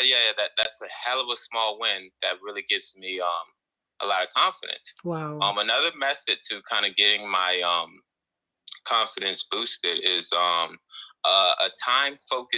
A timekeeper. Okay. So I set the timekeeper so that it literally causes me to focus. And the best way to really do it is to write down during that time what you completed. Wow. And then you have to, then your conscious looks at the subconscious of what you just completed, and you kind of get some confidence from that too. So those are like two hacks that those are incredible. Building. Yeah. To help me track, okay, let's say if I want to do 3 25-minute sessions of exercise or studying or learning about stocks or learning about Toyin's business plan, I will do those 3 25-minute sessions, and that's it, and then the task is done. And so I just wanted to kind of share. Yes, that landed. that's incredible. And, you know why? Yeah, Go on, go I on. appreciate you having me, Toya. And there's another Toya downstairs. She's so cool. We should bring her up because I think you would like to hear from her too. Yes, But Toya, absolutely.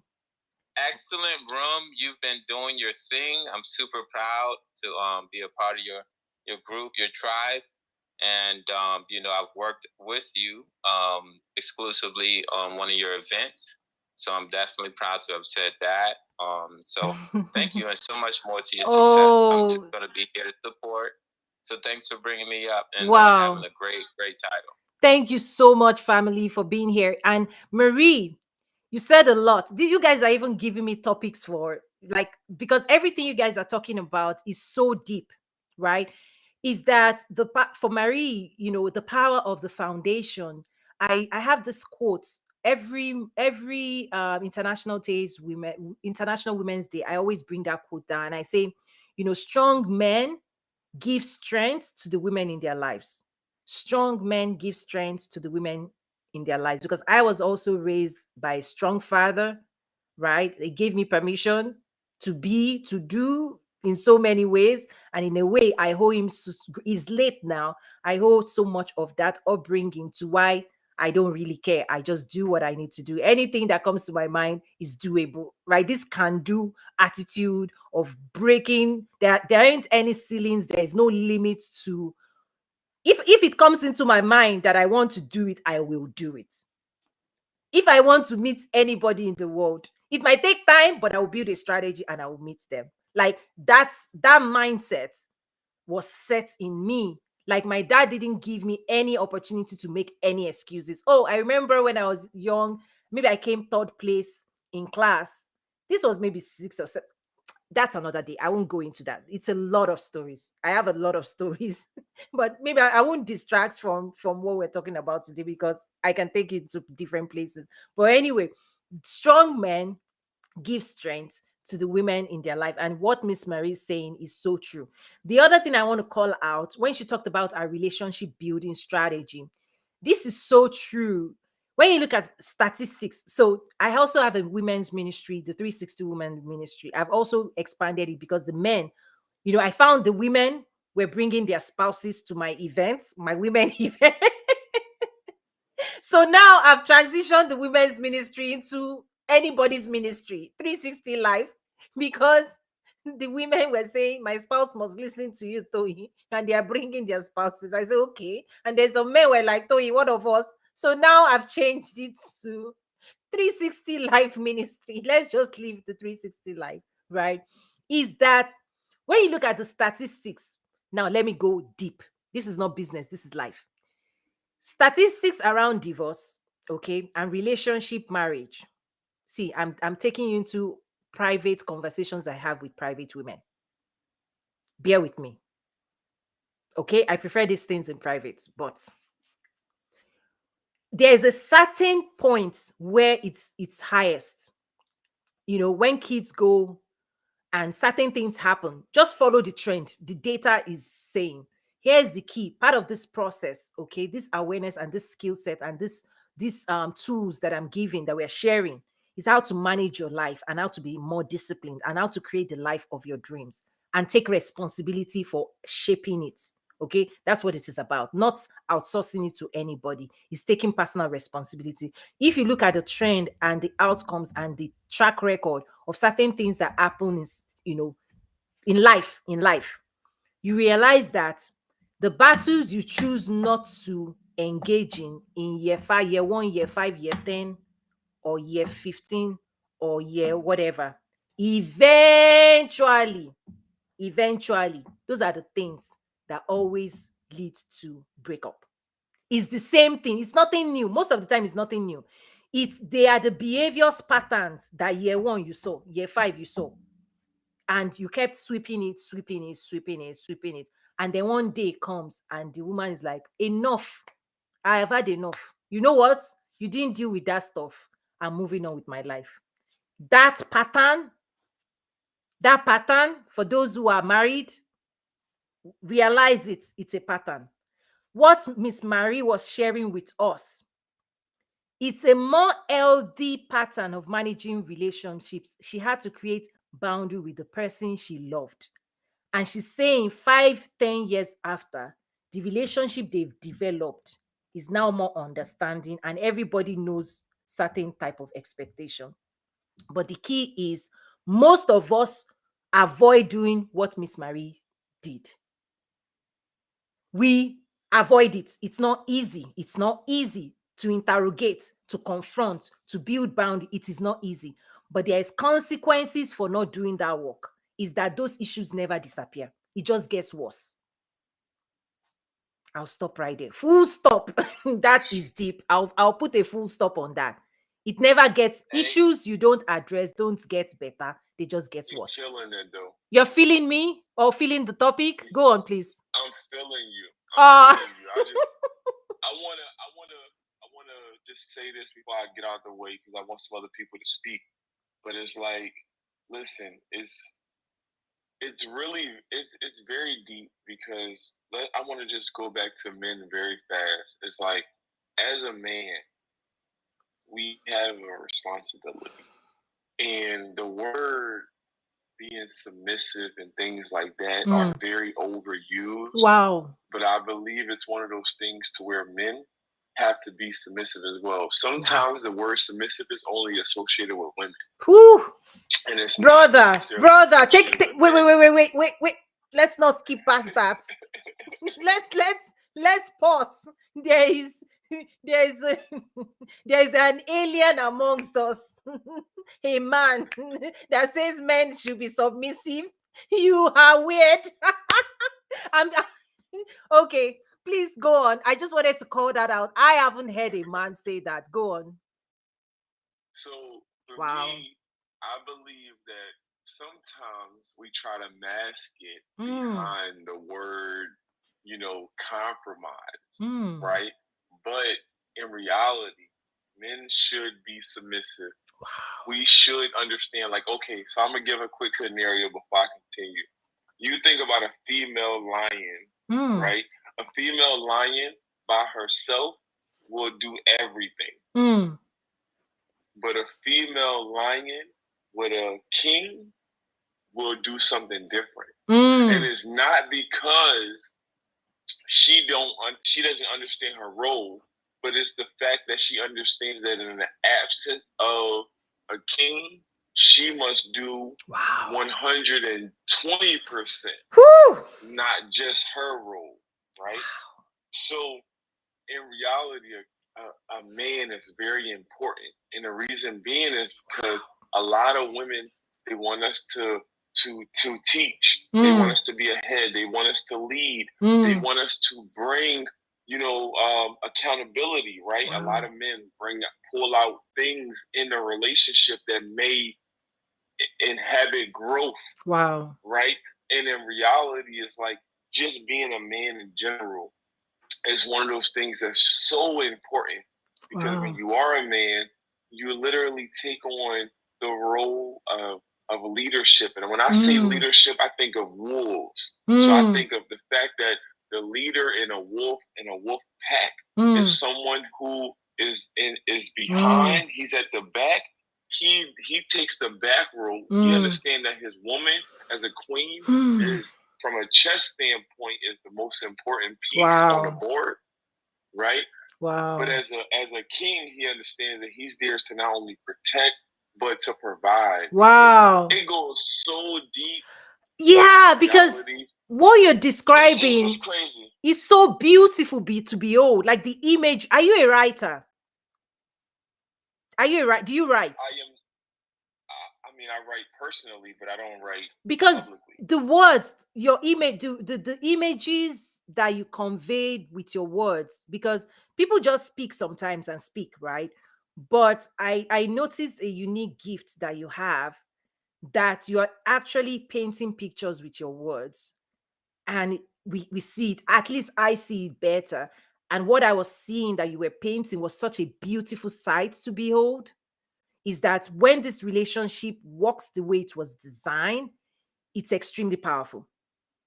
And that's what I was like, whoa. Like, so just know that in you expressing yourself, because I'm very intuitive, I also picked up a unique skill that you have, which is your ability to use your words to paint a picture, you definitely displayed that. And I just wanted you to know that that's what I experienced of you just now. Okay? You are uniquely gifted in that, your power, your words, you're a communicator for sure. I appreciate that. And I just want to leave with this. I am in Atlanta, so anybody who may want to connect, for me, I'm only a project manager. I'm nothing else. Come on. I will be a project manager for the rest of my life.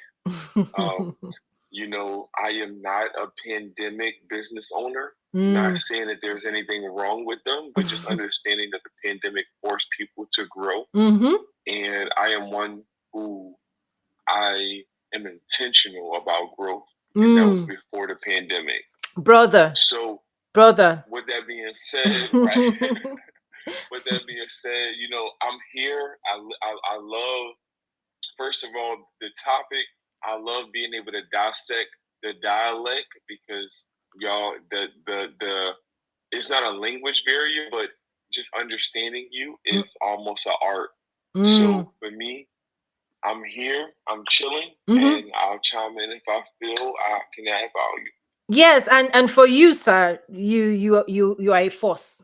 Okay, you may not want to. I know project management is a unique skill. Even one of the 12 strategies for winning is that when we have ideas, many people don't know how to break it down and implement their ideas. So certain times people carry ideas for 5 years. So when we have sessions, these are some of the skills that it's a life skill that if you're going to ever do anything big in the world, project management, program management at a basic level, taking ideas, breaking it down, and applying resources and time and energy to fulfill it at a minimum. Everybody that is on the journey of success must master that skill. If you don't master it, you ain't doing nothing. But anyway, I just wanted you to know too that you do carry a force. I think you know that already. I hope that you continue to find incredible spaces to channel that energy, to channel that force, to motivate particularly young men. I think you have an interesting, unique perspective that is strong, that is I'm looking for the right words to use for it, that is very corrective.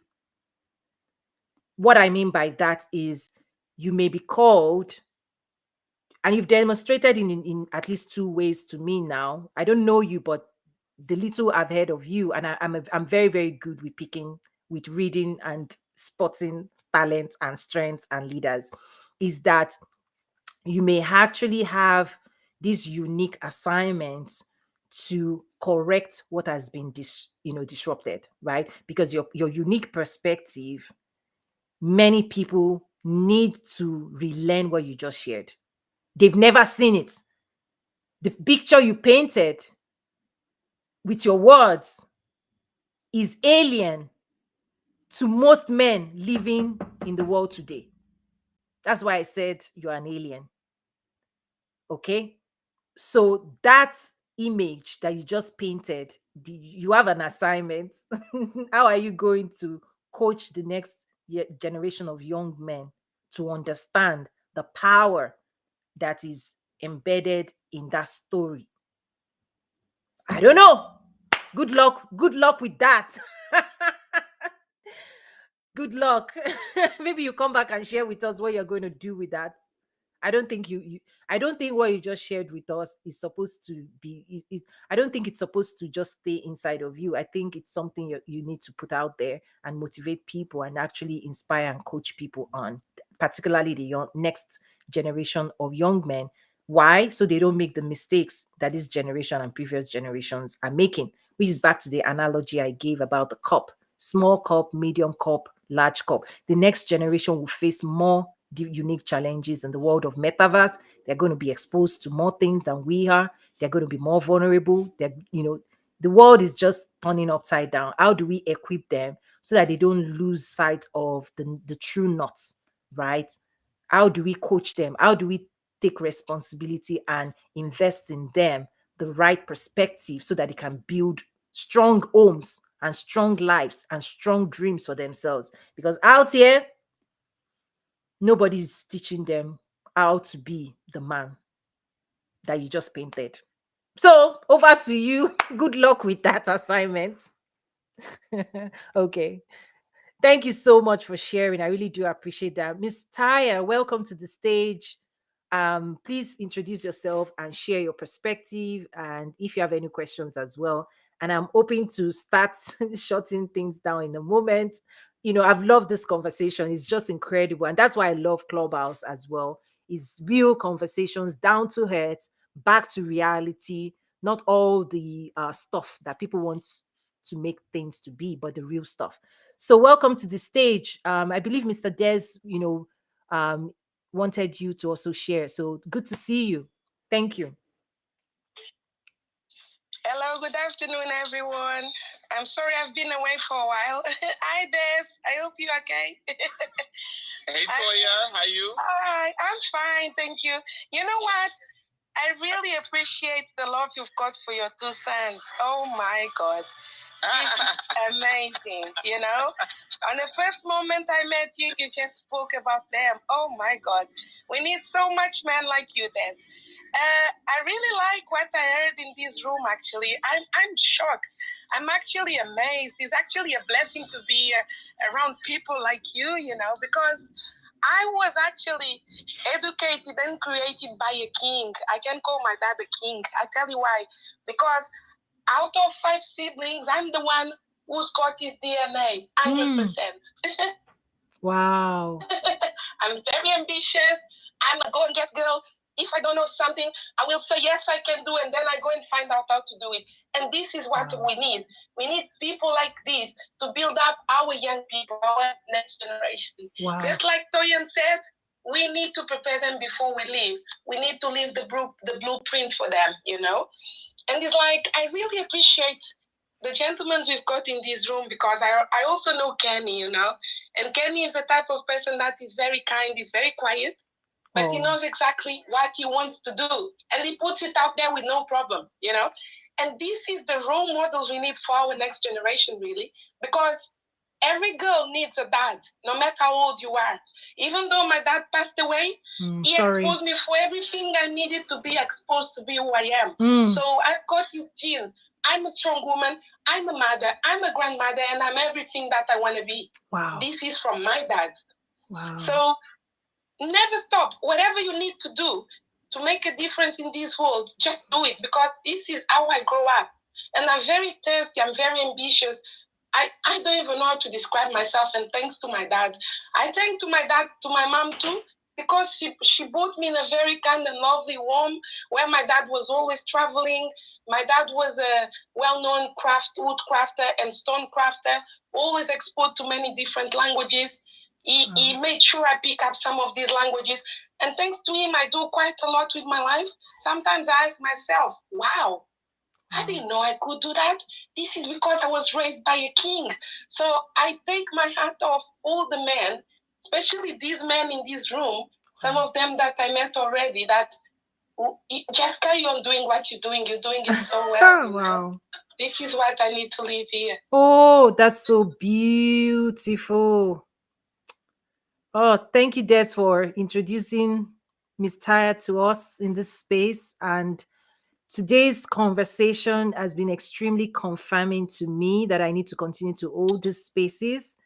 And also, it's also confirming to, I know the types of people that are attracted to the work that I do. Like I shared before, they are very powerful. They're confident in themselves. Now we can support each other with skills. We can remind ourselves who we are, right? We can go chase. We can conquer, go after what we want, and we get to support each other on that journey. So that's what this is about for me. So everybody that has showed up today, you've given me hope, right? And this is also part of creating your own community of like-minded people. And if you listen to everybody's, the words that has been shared on this stage, it's a confirmation that we are not alone. Okay? It's a confirmation that our dreams are alive. It's a confirmation that we can become anything we choose to become. It's a confirmation that we can take responsibility to moving and advancing ourselves in the direction that we wish. It's a confirmation that we care. We care deeply about the people we love. We care for one another. It's a confirmation that we're living in a beautiful world. No matter what you see out there, no matter what you're hearing out there, no matter what you see on other rooms in Clubhouse, this space is a confirmation that keeps hope alive. So thank you, everybody that shared this. I have to take this back and say, oh, wow, how do we recreate this energy? It's been extremely inspiring to me. And I want to thank you all, every single one of you, Marie, Des, Taya, Mr. Buildwell, Albie, Miss Chrissy. I am just blown away. I don't know how we did this, but you guys, your hearts. Toy, you still have Kenny here on stage, by the Kenny, way. I can see. So okay, let me pull to refresh. That is thank you for, you see, this is the app. Mr. Kenny, you know I would never do that to you. The app, I needed to I needed to PTR. Kenny, I didn't see you on stage. So thank you, Marie. See, people have got my back. Thank you, Kenny. Please, over to you.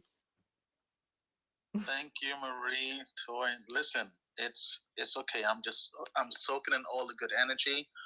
This room is amazing. I was just listening to the whole conversation as I'm working at my desk. So again, this is a blessed room. I always enjoy meeting and talking to you. Individuals on different topics, most specifically African topics or on investment and advancement for us. So let's just continue to do our job and also to collaborate in the near future. I'll keep you guys posted on my future trips to Ghana, Kenya, and also Tanzania in the near future. And I look forward to learning more from you. Thank you for your time. Oh, thank you so much, family, friends, everybody. This is just incredible. If you would like to learn more about international trade and business support, business development and services that I offer, you can go over to toyinumesiri.com. Those on YouTube and LinkedIn can see the link on my screen.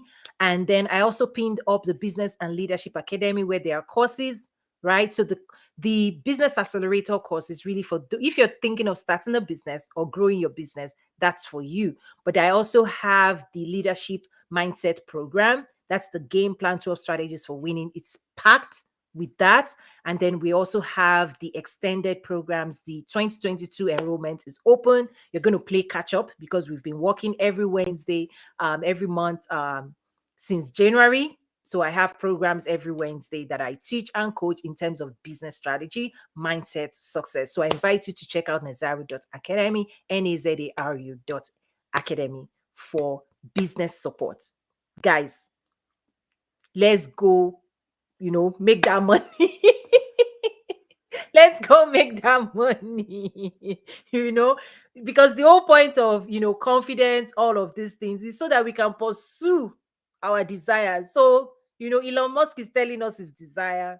Jeff Bezos, they're showing us the desire. They are fully confident in themselves, right? They've conquered, they're conquering. In fact, they finished with planet Earth. They are now racing to the moon and skies, and we are still figuring out. Anyway, that's the funny version of doing. So thank you, Kobolaji. Thank you, Veronica. Everybody that contributed to creating this amazing conversation. I really owe you a big thank you. You made this happen. I love it. I love it. Any last parting words as I'm about to close out the room and space? Thank you so much. Any parting words? Albie, you've been here from the beginning. You stayed the entire hour. Thank you. Thank you. I'm gonna closing word, Toyin. Des. Okay. If that's okay, Albie. Is that okay, Albie? Oh yes, when you're done. Okay, I didn't want to curl the nice hair. Come on. All right. So I just wanted to say thank you so much, Toyin, for having me on the platform here. A lot of stuff that's discussed here with regard to confidence, I think the real people affected by that, are the ones we see in the mirror the most, and what I mean by the mirror is, not just those, not you just yourself, but, we all see ourselves in this mirror. If in this room, we're all in one mirror right now. And I think what's made this room so powerful is the fact that everyone has a real understanding clearly of how, from different perspectives, this thing, how big this is, and the magnitude of how much of a shift it can do. And I think we've all understood the mental shift, and now committing to the a possible sacrifice of just doing it physically, really kind of doing the works, is a whole other level. And I think that's the whole takeaway that I've gotten from this. How everyone has become a doer. I think everyone on this stage now next to me is a doer in some way, shape, or form, has done something that has been significant within your past 5 and easily 3 years. Yes. And if it hasn't, you probably wouldn't feel comfortable being on this stage. That's for. I'm just gonna be for real, and I'm not trying to call out, if it's like rank or degree. I don't really look at my credentials to be really so much to make anyone feel like anything. That's why I always talk regular. I don't look to, speak so, eloquent to make people feel like, education means so much that, no one has character. I do have character, but I also have discipline. And then when we add discipline with character, that's where we actually got the there's power you have to give people, you have to let people know your background. Right. You served in the military, right? Is it military or Air Force? Which one? Air Force, correct. 2 tours in Iraq. I've been to war twice for America. Thank you for your service, man. Yeah, so My brother in arms. Hello. Yes.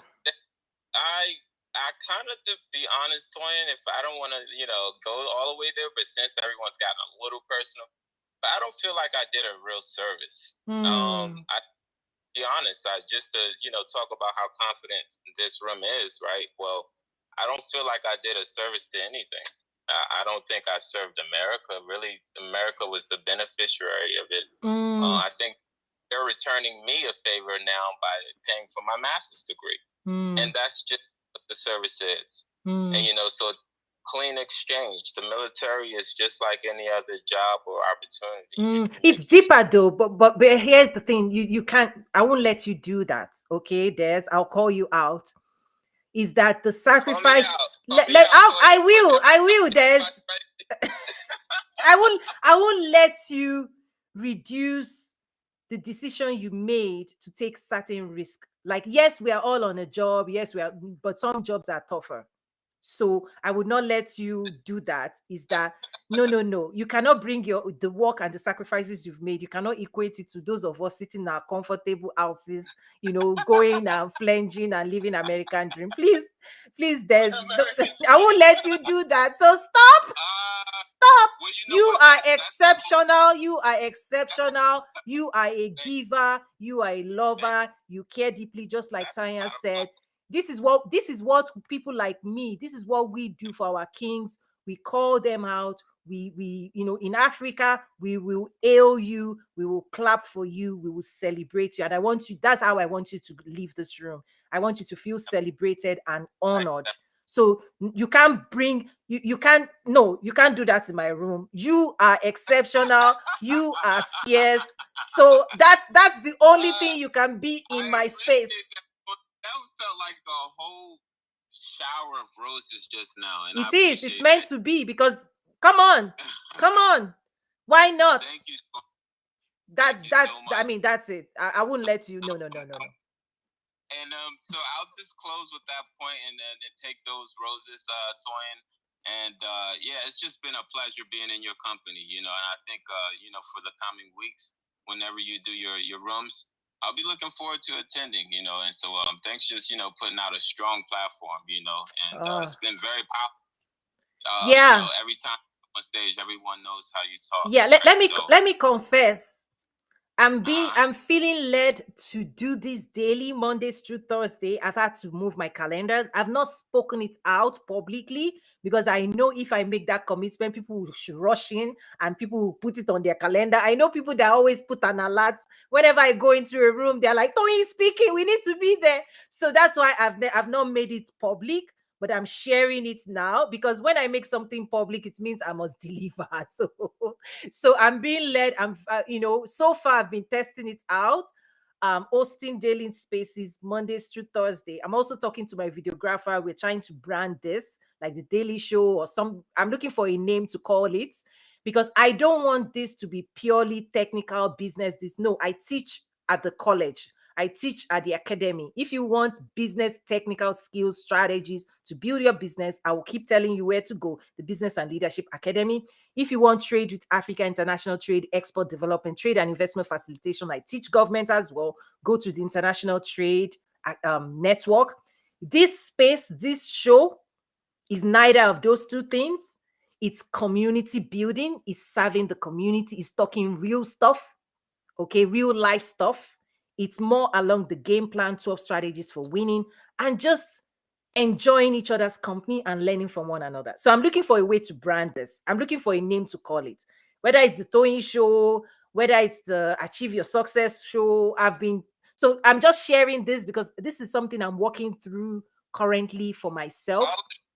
Toyin. Yes. Talk with Toyin. Talk with Toyin. Talk with Toyin. Talk with Toyin.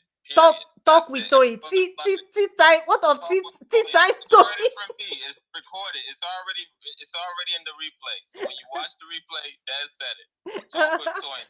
Talk with Toyin. Tea time with Toyin. Coffee with Ask Toyin. There was one I tested out. Ask Toyin. I just threw the brand at you right there. You can strategize right around it, Toyin. I got you. Okay, talk with Toyin. Who is Toyin? Who is Toyin you want to talk to? Okay. The one, you're the one. There's only one. Okay, I'm embracing that. This is too funny, guys. I'm so happy we can have this conversation. Let's build it. Let's build it together. And that's actually great, because I think the room is definitely going well. Awesome. Yeah, let's have Albie go, and then Tondera will come back to you. Albie, because Albie gave Des that space. Please go on. Great. Thank you. Thank you for having me on stage, and thank you for calling Des out on that. You came back for me. Yes. You came back. Yes, we do. Okay, so I just wanted to say that this is the last thing I'm going to say. When you talk about the carbs and then failing like generation after the next generation, and then I was like, no, I think the large cap is too small for me. I need like an extra large cap, and I'm gonna feel myself and keep feeling myself on top of all the greatness, so that I'm able to feel not just my children but the generation, like incredible. My generation, feel them and open the taps as well for them. That's legacy right there. That's yes, that's building legacy. Awesome. I love that because not everybody has that mindset. So I love that you're also sharing this idea of legacy, leaving something sustaining behind. Your impact will be felt by next few generations. That's and one thing I said, as big as your dreams, make sure your moves match. Right? That's also calling us out, is that those dreams are God-given, but now God wants us to move accordingly. If you tell us you're going to the moon, Elon Musk, then Elon Musk must match up, right? That the moves that we make must get us there. So if we want to build a skyscraper, don't bring a shovel. You need a bulldozer. You see my point? If you say you wanted to build a story building, a shovel is okay. But if you tell me that you want to change the world, that you want to build legacy, you will sweat. Oh, be ready to roll up your sleeve and do talk. So this is not just for you, Albie, it's for all of us. Because people that get attracted to me, that come into my spaces, I'm telling you, they are powerful. They have legacy. They have purpose. Not anybody, not just random people stumble into my space. That's what Mr. Des was trying to say. I know it as myself because I call people out. I say it as it is. And if you're not strong enough, you won't come. Des, is that not true? I know you very well, Toyin, and I accept everything. Because I'm called to leaders. I'm called to leaders. I'm a leader of leaders. Right? And leaders have to That's why my academy is Business and Leadership Academy, is that the people that will lead the world, the future of the world, we have to nurture, we have to speak truth, because communities are waiting for you. The next generation is dependent on you doing your stuff, building that skyscraper. That's what all of this work is about, is that we must empower ourselves. We cannot slow down. We have to race quickly, because about time, like for real, we need to play catch up in some spaces. That's what this is about. Like, hurry up and do your work. So I know that my voice is clear. I know that it is challenging, extremely challenging. I know it is piercing. I know it is effective, extremely effective. You're experiencing me now as a group. Those who now come to my private coaching exercises, I'm telling you, I don't do extended coaching. It's 4 weeks, 6 weeks, 8 weeks, and it's transformative. Transformative, because that is what I'm called to. Boom, boom, boom, boom. Let's go. Yes, sir. It's like the military. It's like fall in line. Fall in line. Like, there's no whining. There's no my daddy did this. No. Fix that stuff. Hurry up. Patch it up. Feel yourself. Go and buy ice cream if you need to. Buy cake. Buy candy. Throw yourself a party. Let's get to work. I'm that fierce. That's why I have to smile. Because if I deliver that message without smiling, everybody will run away. So I don't want you guys to run away from me. That's why I have to make sure. Never doing. I wouldn't run away from you, Toyin. No. Don't do that. Okay. Anyway, Mr. Tondera, let's wrap us up as we're closing this room. Thank you. Thank you very much for the room. If I was to describe Toyin to someone who's never met her, I would say she's a compass. So as a name suggestion for what she's doing, because the word of God says a good man leaves an inheritance for his children's children. So meaning inheritance is something that is bigger than you, that transcends you. So I think you're a true north. You're a navigator to the people, to the leaders, to the business community. So not to disrespect me, that Mr. Dares, but the name suggestion, that is true north by Toyin. That's a name suggestion for the show, that you're a north, you're a true north for these leaders. So a true north by Toyin. Okay. Then another thing sorry. No, I wanted to, what you said, I just want to, okay, let me share something with you briefly. I know you have something else to say. When you talk about true north, and I want to tell you that what you're saying, I want to connect it with some things I've had to put in place. Number one, you talked about true north, right? For the business, I actually designed a roadmap in terms of a guidance. For my ministry, I call it, purpose direction, clarity, purpose direction. Because over time, I've realized that with the things I share, the way I engage, when people experience me, it's empowering, it brings clarity, it brings direction, it energizes them, it inspires them. And even in the business strategy, I had to design a roadmap to say, if you're trying to build a business, don't go round and round and round in circle. Just follow this roadmap. Starts with mindset, entrepreneurship mindset, your brand. That's, if you go to the Leadership Academy, I had to design what I call the roadmap, because I realized people were going round and round and round. They didn't know there was no direction. There was no goal. I'm like, we're going to automate and scale. This is the journey to get to where. So when you talked about compass navigation, it resonated with me, because even in the work I've had to do, whether for faith ministry or even business, I've always tried to guide people in a way that is empowering, right? To build their confidence, to empower them, to equip them, and to challenge them to take personal responsibility. I don't baby anybody. So I just wanted to put it out there that what you said resonates deeply with me, because I've always attempted to say, you are your own hero. You will lead yourself, but I can sell you a roadmap. I can equip, I can give you the skills, but you will go on that journey. So when you use the word compass, it's interesting. Go on, please.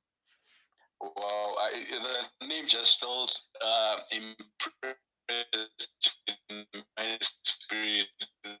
Oh no, you're going in and out. Your connection. It's true, not. Uh-oh. Okay. Mr. Tondera, can you still hear us? You're in the matrix. Oh no. Oh no. Mr. Tondera, can you still hear us? I think I'm hearing the same. Why are we being engaged?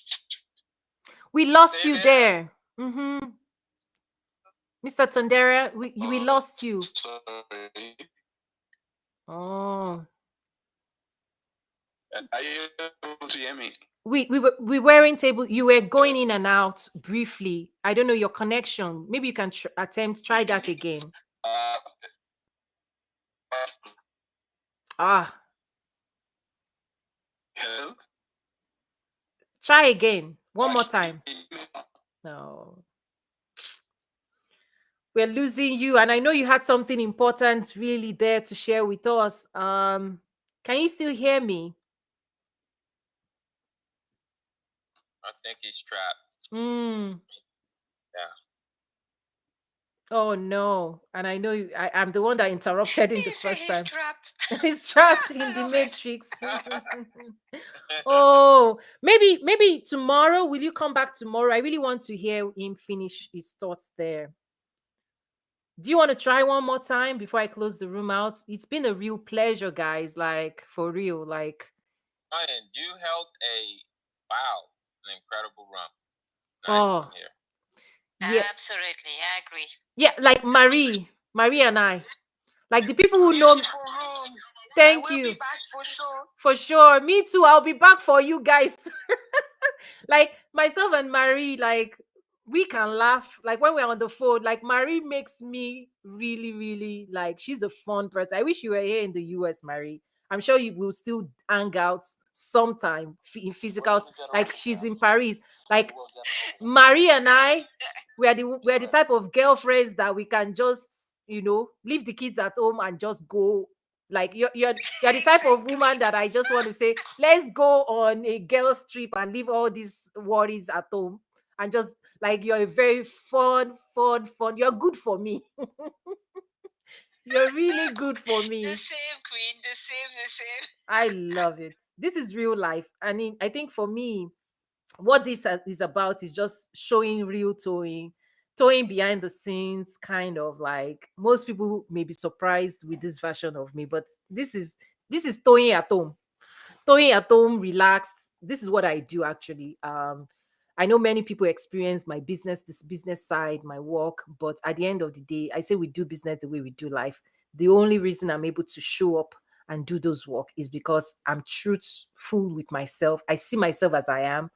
I see others, because when we do this work for ourselves, our relationships with other people gets better because we can be more graceful or gracious. Let's say gracious, right? We can extend kindness better. We can leave behind all those masquerades and masks and facade and things here that people put up. It's like, you go into spaces, people are trying to be more important than they are. I'm like, people, stop that. Let's just come down to planet Earth and talk as human beings. That's all we are. We have these gifts in earthen vessels. We're just trying our best to serve one another, and if we increase our value, we will be rewarded.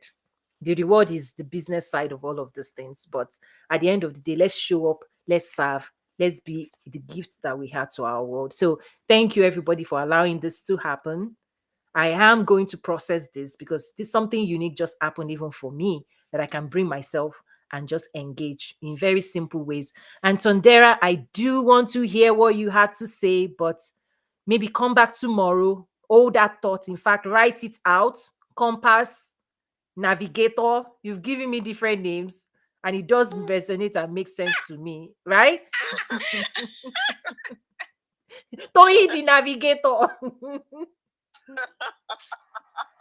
I'm laughing because it means something deep, because what I have always tried to do is when I go into new levels, new dimension, new spaces, right? I'm constantly thinking about how do we get more people growing and crossing that What are the barriers? What are keeping people from doing the same thing for themselves?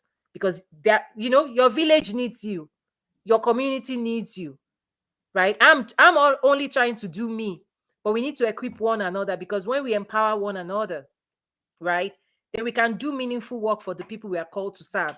And that's why I said that this work that I do is really for leaders, right? That's because only leaders can tolerate and stand all this deep work. It's work. Everything that I'm dishing out is work. You have to work on yourself. You have to work on your business. You have to do something. And if you're not ready to work, you can't talk to Toyin. If you are lazy, this is not for you. No, I'm saying it clearly, because lazy people cannot stand. Because, okay, I'm just, allow me to be honest. I can't stand laziness, and lazy people cannot stand me. Laziness means, so I'm not using it, so just to be clear, this is not insulting, this is calling it out. It's calling a behavior. And the definition, my own definition of laziness, is when you want to outsource your responsibility to another person. That's what I mean. Is that as long as people feel that other people will do this work for them and come and feed them and bring the food and give them spoon, and they will still open their mouth and say, feed me. I'm like, no, Toyin ain't feeding nobody. You will feed yourself. You will get rid of the crutch. You will run your race. You will be healed. That's what Jesus did. Your faith will make you healed. Jesus will even say, pack your bag, pack your everything and go. Jesus will say, stay there and deliver another person. Jesus will tell you, go into your village and spread the word. Right? So at the end of the day, even if you don't agree with what I'm doing, I mirror what my Savior does. And I'm saying, if Jesus had to do that, it means he's working. He knows his people more than I do. Anyway, that's another side of me. Is the religious Christian side, is that I practice those principles to letter T. I'm like, if God had to market the most important thing in the world, you will do marketing. If you're running a business, you will market. You will carry your goods to the market. You will market, you will sell. Last week I talked about the power of sales and persuasion. You will persuade people, not against their will, but in the direction of their purpose. You will create, you'll be productive, you'll create a product, you'll create a service, you will sweat. The productive side of us will be activated. We will serve one another. We will enrich one another's life. We will make the world a better place. Why? Because we start with ourselves first. Of what we've offered ourselves, we will offer our world. And guess what? Our village and our world will thrive. That is all. That is what, that's just the summary of everything for me, from my own perspective. That's what it is like. We will all we'll create our world, we will rescue ourselves, and then we'll go back, and then we'll say, we'll throw the rope, or throw opportunities and say, are you ready to come up here? If they're not ready, what can we do? Mr. Des, what can we do if people are not ready? I don't know. Maybe that's another thing somebody will solve for me eventually. Thank you so much. On that note, I'm going to close out first the stream, and then